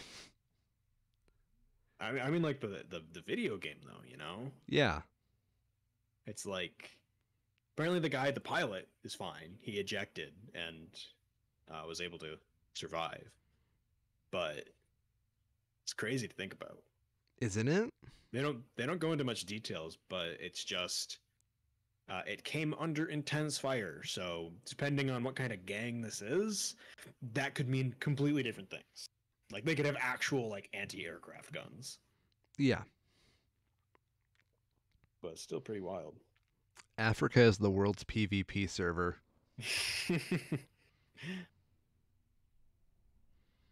Am I wrong? Very little moderation on that one, I hear. Moderators really stepped down after those British guys took over. Yeah. Oh, the Olympics are happening. Right. Oh yeah, Um, they've already had COVID cases in the Olympic Village. of 3 course. was what I last heard. But we've been given absolute certainty from the coordinators in Japan that there's no way that the different villages could intermingle with each other. It's impossible. Impossible. Could never happen. Don't even know what you're talking about. Not even a possibility. Yeah. So it's looking good. Be interesting to see how they manage it. Let me look it up real quick. From what I remember, Japan has pretty poor vaccination rates. Is Japan anti-vax? Not especially, but they're at 21% fully vaccinated, 33% with one dose, and they're kind of getting to the point where it's petering off, Interesting. which I wouldn't have thought that they were, but I don't know. It's surprising that they are as low as they are, especially like what is the US at? Let's get a good comparison for US COVID vaccination rates. The US is at 49 fully dosed, 56 one dose. Okay. So, I mean, that's a pretty significant margin. Yeah. I Go don't know. us. It's not something that I would have expected to come from Japan. They are, of course, very different culturally, but that was not the vibe that I had ever got. Hmm. I would be very curious to know if there was like something else going on, if they're having same troubles that other places are getting enough vaccines, maybe. I don't know. But from what I've heard online, that's not what it sounds like. $1 million idea to get Japan up on the whole vaccines, right? Yeah. Cat girl nurses administrating the vaccine. It's probably already a thing, unfortunately. I was about They to just say, call those nurses.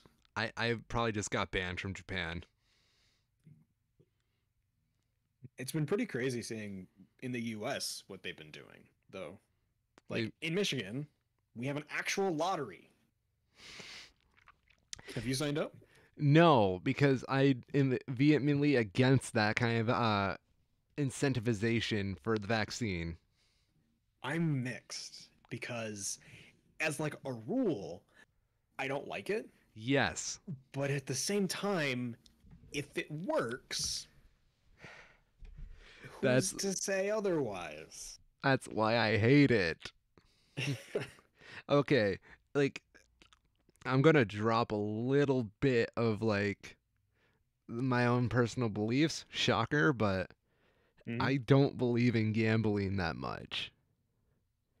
Like Yep. even Oh, like the okay. Michigan lottery, like the actual scratch off tickets, Yes. vehemently Yep. against those. I think they are unethical. I agree. Yes. The At the mid same time, yeah. I'm of the mind of like, if an adult wants to do this, they're an adult. I am forced to And believe that way and I agree. I will, free yeah, country, I will but like defend in your right to general, waste your money. I don't like it either. Yeah. It seems very predatory And on that's people who are bad at math. yeah. It's an idiot tax. Yeah. Yeah. Yeah. Exactly. And when I look at this vaccination lottery, I'm sorry, as much as I agree with vaccination, I do believe you should get vaccinated. I Yep. don't like this political persuasion and trying to force a group of people who are desperate for money or dumb into Mhm. following your political leanings. Because as much as vaccines are not a political matter, they obviously have been turned into a political matter. Yeah. And I don't They like have. this fact that this is a good precedent being set for getting your way around here. I'd like it if they would just come out and say that um just put in restrictions where like you either have to have a vaccine, proof of a vaccine, or proof of a negative test. So just Yes. blank. Because that's Yes. what France did, and it literally crashed their fucking website with so many people signing up. Really? because there's legitimately there's a large number of people that I don't think are malicious with it at all, but they just don't care. Yeah. It's like 17% of people. If you say, look, you either have to get a negative test, get a vaccine, or try and forge documents, there's like this 17% of people that are on the fence on the point of being either I'm going to do it at some point, I just haven't yet, or I'll do it when it becomes required, that Yeah. would just do it. Yeah. Because they've said they'll do it. It's just instant, overnight, 17% more people that are going to be just like, well, yeah, I'll just get it done then. Because I don't really care. I just don't really care. Yeah.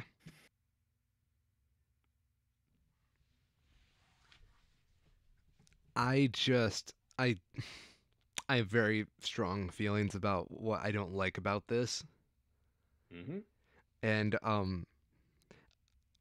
as much as I have like some other feelings against it, I feel like I have to stay true to my morals and values on this and not really Yep. allow myself to have any laneway for the sake of my better judgment.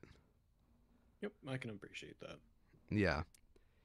Not saying I disapprove anybody taking place in the vaccine lottery or anything like that. I am more against it as a system in general to get what you want politically. Like, So I have, yeah. yeah, that'd be like I have starting. one last thing after this. Oh, okay. I'm just saying, like, I've got a banger I've been holding on to. that's like starting a voters lottery where if you vote on a certain day, you're entered into a lottery. And of Yep. course, the party that's going to allow a voters lottery to persist is going to be the one that gets all the votes in the future. So there you go. I just allowed a whole bunch of political persuasioning to happen. Mm-hmm. Lotteries are inherently corrupt. Have a good night. What's up? Australia, the Australian government specifically, Okay.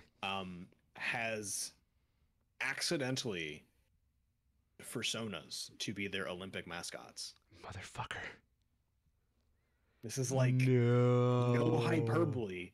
They were making mascots based around Australian animals for the Olympics based on poses of their actual athletes. And in the process of doing so, commissioned like actual furry artists to do it. And you can go to, I think it's Woolworths, which is a major store in Australia, and you can buy these like stamp books that have these in them.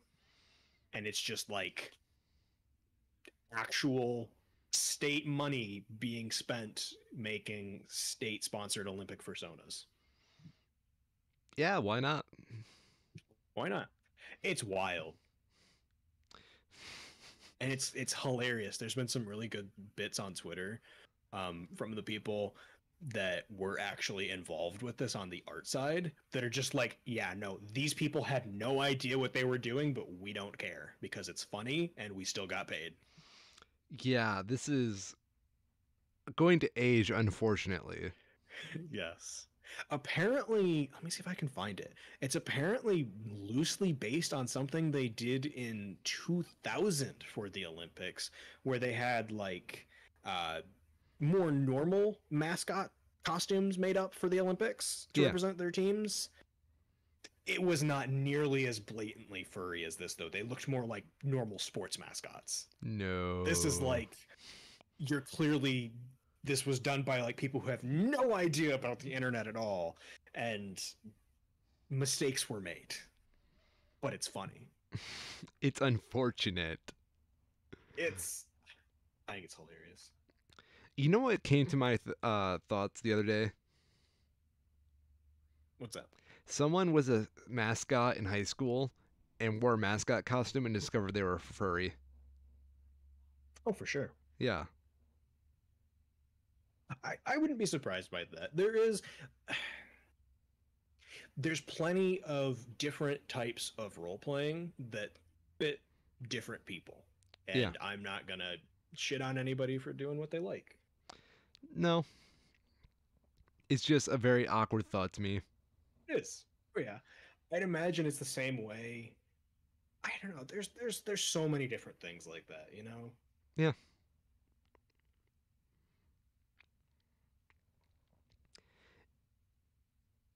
So isn't Goku like the Olympics mascot of Japan right now?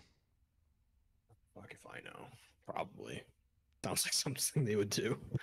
I mean, if you got I'm gonna Goku, why Google not? this. Right? Olympic mascot. Japan 2020. Oh my god, it auto finishes with Goku. Yeah, it sure looks like it. Yeah. Iconic Hey. anime character Goku from the Dragon Ball Z anime has been chosen as the ambassador for the 2020 Tokyo Olympics. Yeah. Oh, it's so Oh, messed and up. Naruto and Sailor Moon, Oh god, apparently. no. There's also Luffy, so Luffy, good sir. Luffy. Oh, I'm sorry. He needs another U in his name then. His name is Monkey D. Luffy, and he will be Should the spell it king of right the then. pirates. Should spell it right then. Oh, Astro Boy. What? today is actually One Piece's 24th anniversary too. Oh, nice. Yeah. Isn't it? Am I getting this mixed up? I must be getting this mixed up. What? What was. Did they make like an Americanized Astro Boy cartoon? Yeah, They did. It's the same thing. That's very weird. isn't it? Yeah. It never clicked for me that that was the same thing. But it totally is. Astro Boy. So who are all these? Sailor Moon, Luffy, Thank you. Naruto, Son Goku, Cure Miracle, and Cure Magical from Pretty Cure. I have no idea what that is. Astro Boy, Shin, and Jibanyan from Yokai Watch. Is Yokai Watch that big in Japan? Yes, it's that big. Wow. I never would have guessed that. Yeah, dude. It's weird to me that Pokemon didn't make that list, but Yokai I Watch could did. see I could see Nintendo just being like absolute assholes about it. They got cucked. They would have just been like, "Oh, you want Pikachu? Sure, give us $50 million." And they just said, "No, we'll take the Yokai Watch guy instead, even though no one outside of Japan's gonna know what the hell it is." We need Pikachu for the Olympics. We got Pikachu for the Olympics at home. Pikachu for the Olympics.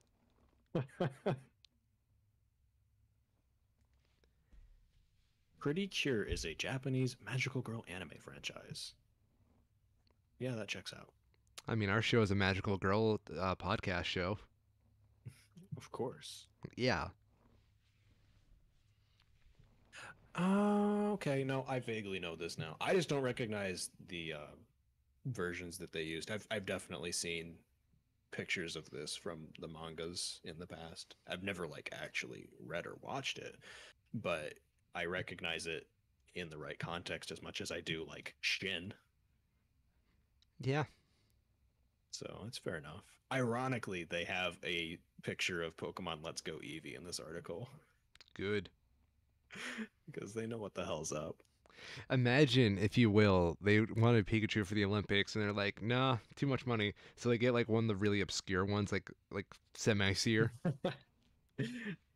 I don't doubt that that's probably what happened. Yeah. They probably sent a list of we would like to use these characters to help promote the Olympics as representations.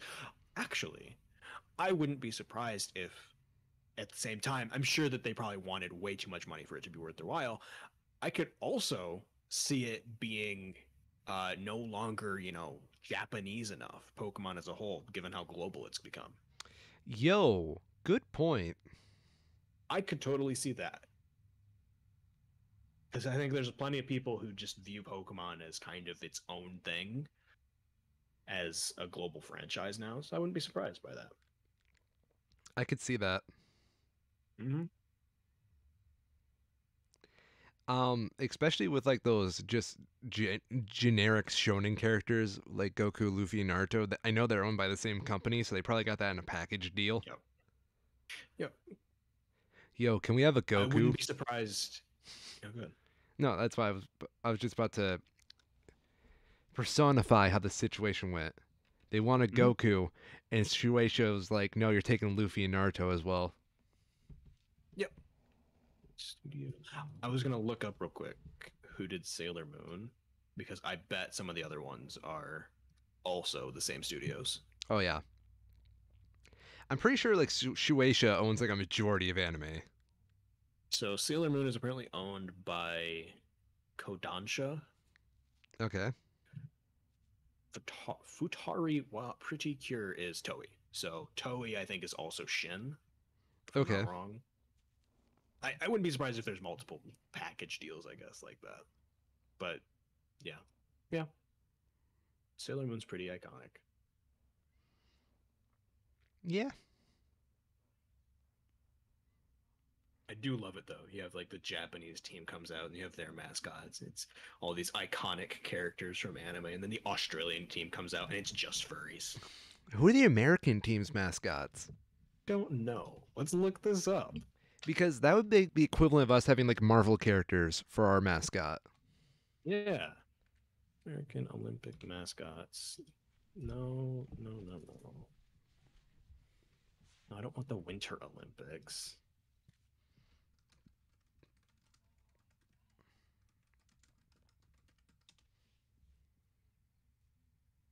Oh, so apparently was let me do some sleuthing here.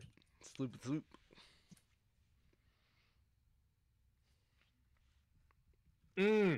It makes sense now. It's full circle. What? The 2000 Olympics were in Australia. So every year, wherever the Olympics are held, the Olympics has their own mascots. Okay. So in 2000, Australia was the host. So they had their own mascots, which were these versions of Australian animals. Now Japan has their mascots because they're hosting it in Tokyo, and Australia is just doing this promotion with this furry shit that is supposed to be based on those, based on those original mascots from 2000 when they last hosted. Oh my god, no. So 2000 Olympics were also where we got the Sanic Sydney logo. oh no. Why are the Olympics so cursed? I think they just are. Yeah. Probably some Greek witch in like Greek times. OG Greek times. It was just like, nah, fuck that. So where are the next Olympics? 2022, I think, is in the U.S. We have to have Spider-Man. Coming Olympics. Where is it gonna be? So we have 2020 in Tokyo. Let me just do this. 2022. I believe it's in the U.S. because that's what it looked like from the other things. Winter Olympics is it's in China. Why the hell is it talking about the U.S. having a mascot then? I don't know. Beijing apparently. So I'm sure that'll be going over great. Wuhan. Literally. See if you can play along at home. Google Olympics 2022 and go to images. Oh no. Literally the third one is the Beijing 2022 logo with a red X over it. I see it. Third hit. You know who would be a great mascot for Beijing? What's that? A bat. It's perfect. Yes. I don't see any problem. And a pangolin. And they both cough a lot. Olympics 2024 will be in Paris. Paris. Yeah. I don't know who their mascot would be. A white surrender flag? Just a baguette. A baguette. No, it's the Ratatouille rat. Yeah. He's not French, though. Dang it. The next U.S. Olympics will be in 2028 for the Summer Olympics. It'll be taking place in L.A. So we're going to have heroin addicts for mascots. Got it. Seems like it. Man, LA is already a hellhole. Imagine the Olympics taking place there and how terrible the traffic's going to be. It'll be fine. Don't worry about it. Hey, here's an idea though. When the Olympic events are over and you have all these empty stadiums, you can use it to house the homeless people. For free? Not in America. Oh, unfortunately, sad but true.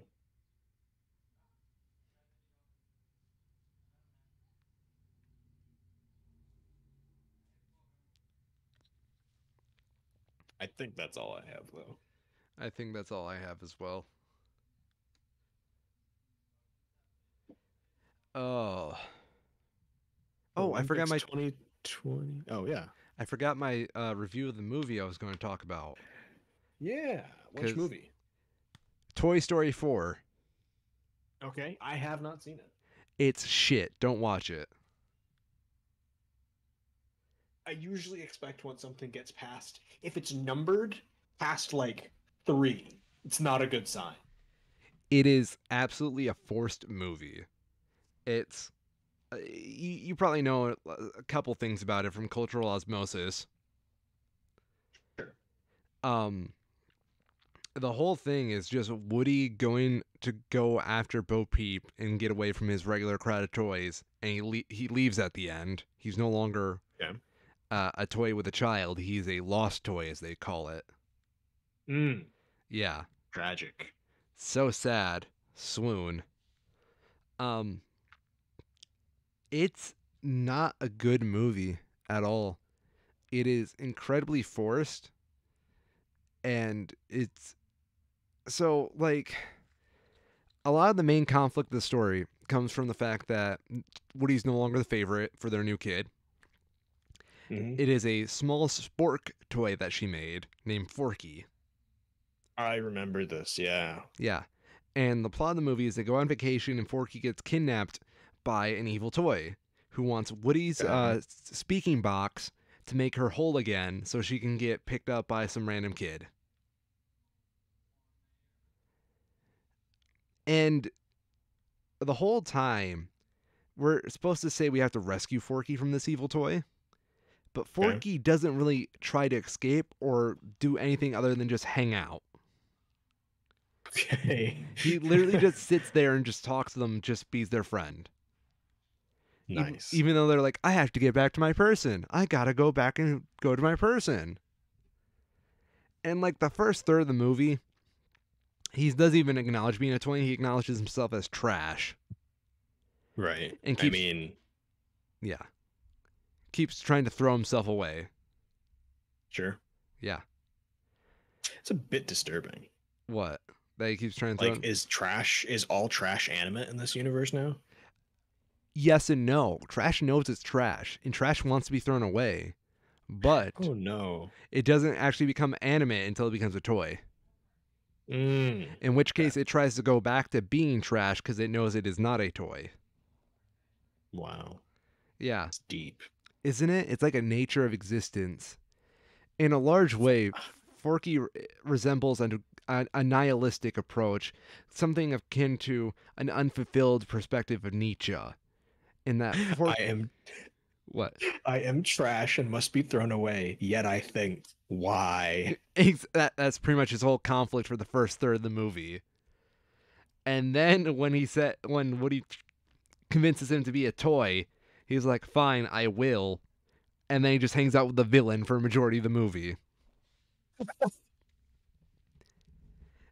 And the villain ends up winning, which is weird. So like they get It's Woody, very weird. yeah, they get Woody's like speaker box, like the little thing that pulls like the string, and Woody starts talking. Yeah, that's not fucked up at all. Yeah, well, they replace the vinyl in it so that it's actually the villain's voice coming out.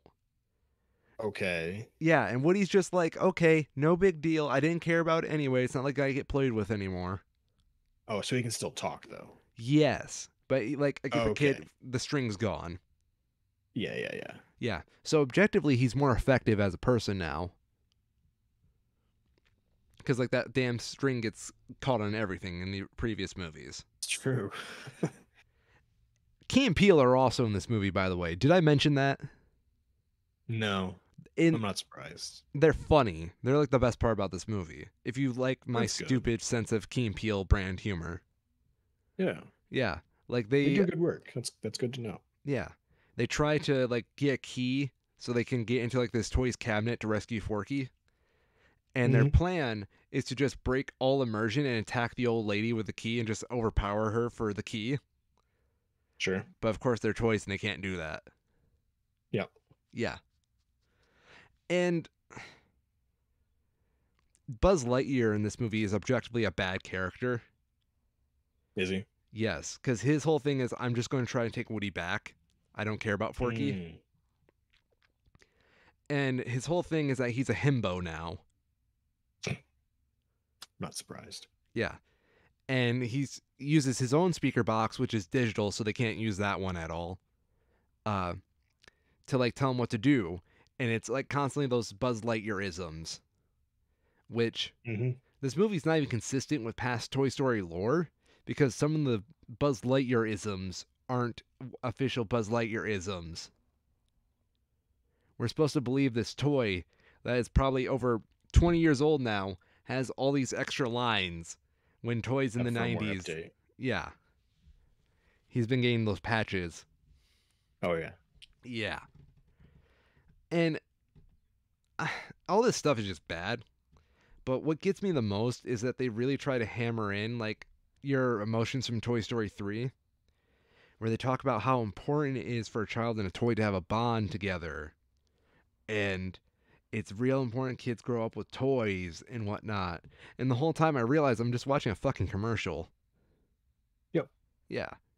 Because, like, the way they show a couple kids getting toys in this movie and they just find them on the ground and just take them. And I'm like, wow, toys are gifted in this universe. They're found on the ground. But no one ever mentions the direct experience of buying a goddamn toy. How convenient. How convenient. Yeah. And I did like that was an aspect that they had in plain view with the first one. yeah. The idea that, yeah, they're toys, you can go and buy them in a store. Yeah. It really helped make that point clear But from not, like a storytelling perspective. yeah. Especially even the second one where they visit the toy store. Yeah. But in this one, they never mention anything like that. It's just like, I feel manipulated, to be honest. Yeah. No, it's kind of weird. Yeah, it's like this weird propagandic feel I get from this movie. Especially when one of the emotional climaxes of the story is that the villain eventually does get a kid.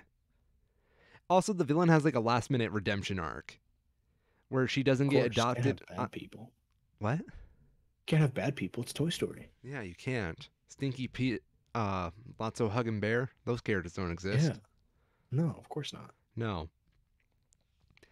Where they try their first time getting adopted by a kid after like the surgery to get the Woody's voice box in there. Mm-hmm. Doesn't work, and they get sad. And then they decide, oh well, I guess I'll just hang out with the main toys as they try to go back home. Despite all the fucked up shit that they just did. Yeah. Yeah.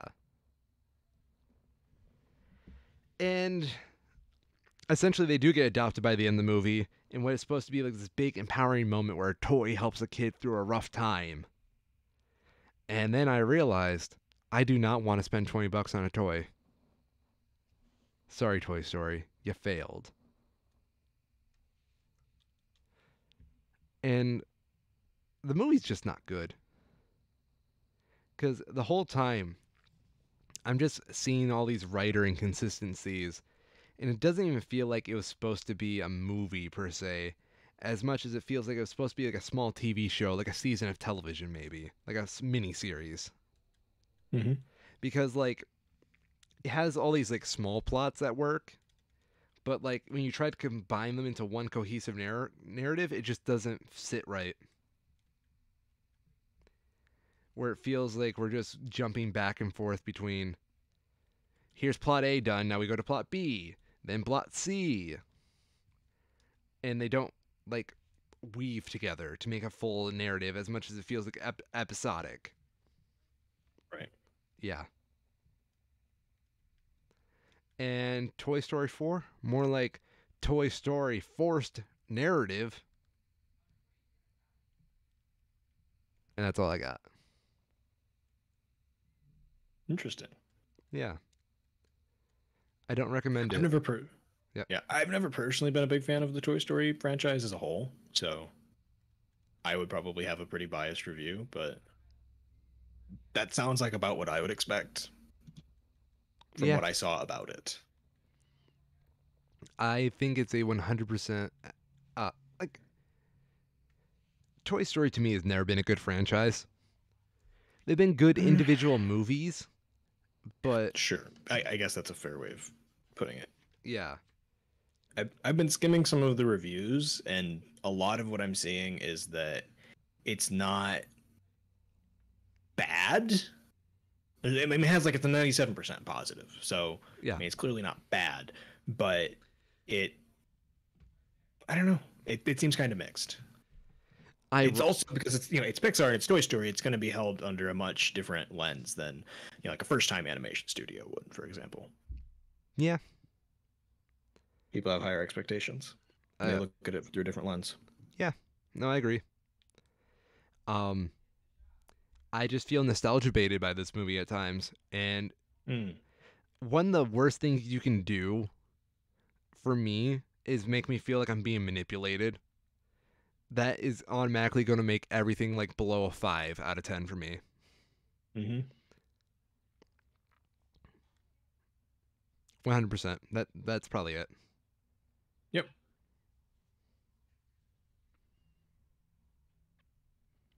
All right. I think that's about all. Yeah. In the meantime, I'm Mr. Ryan, and I did not like Toy Story 4. I'm Cairo, and I'm also a Schmo. And this has been the Two Schmo Show. Keep your nose clean.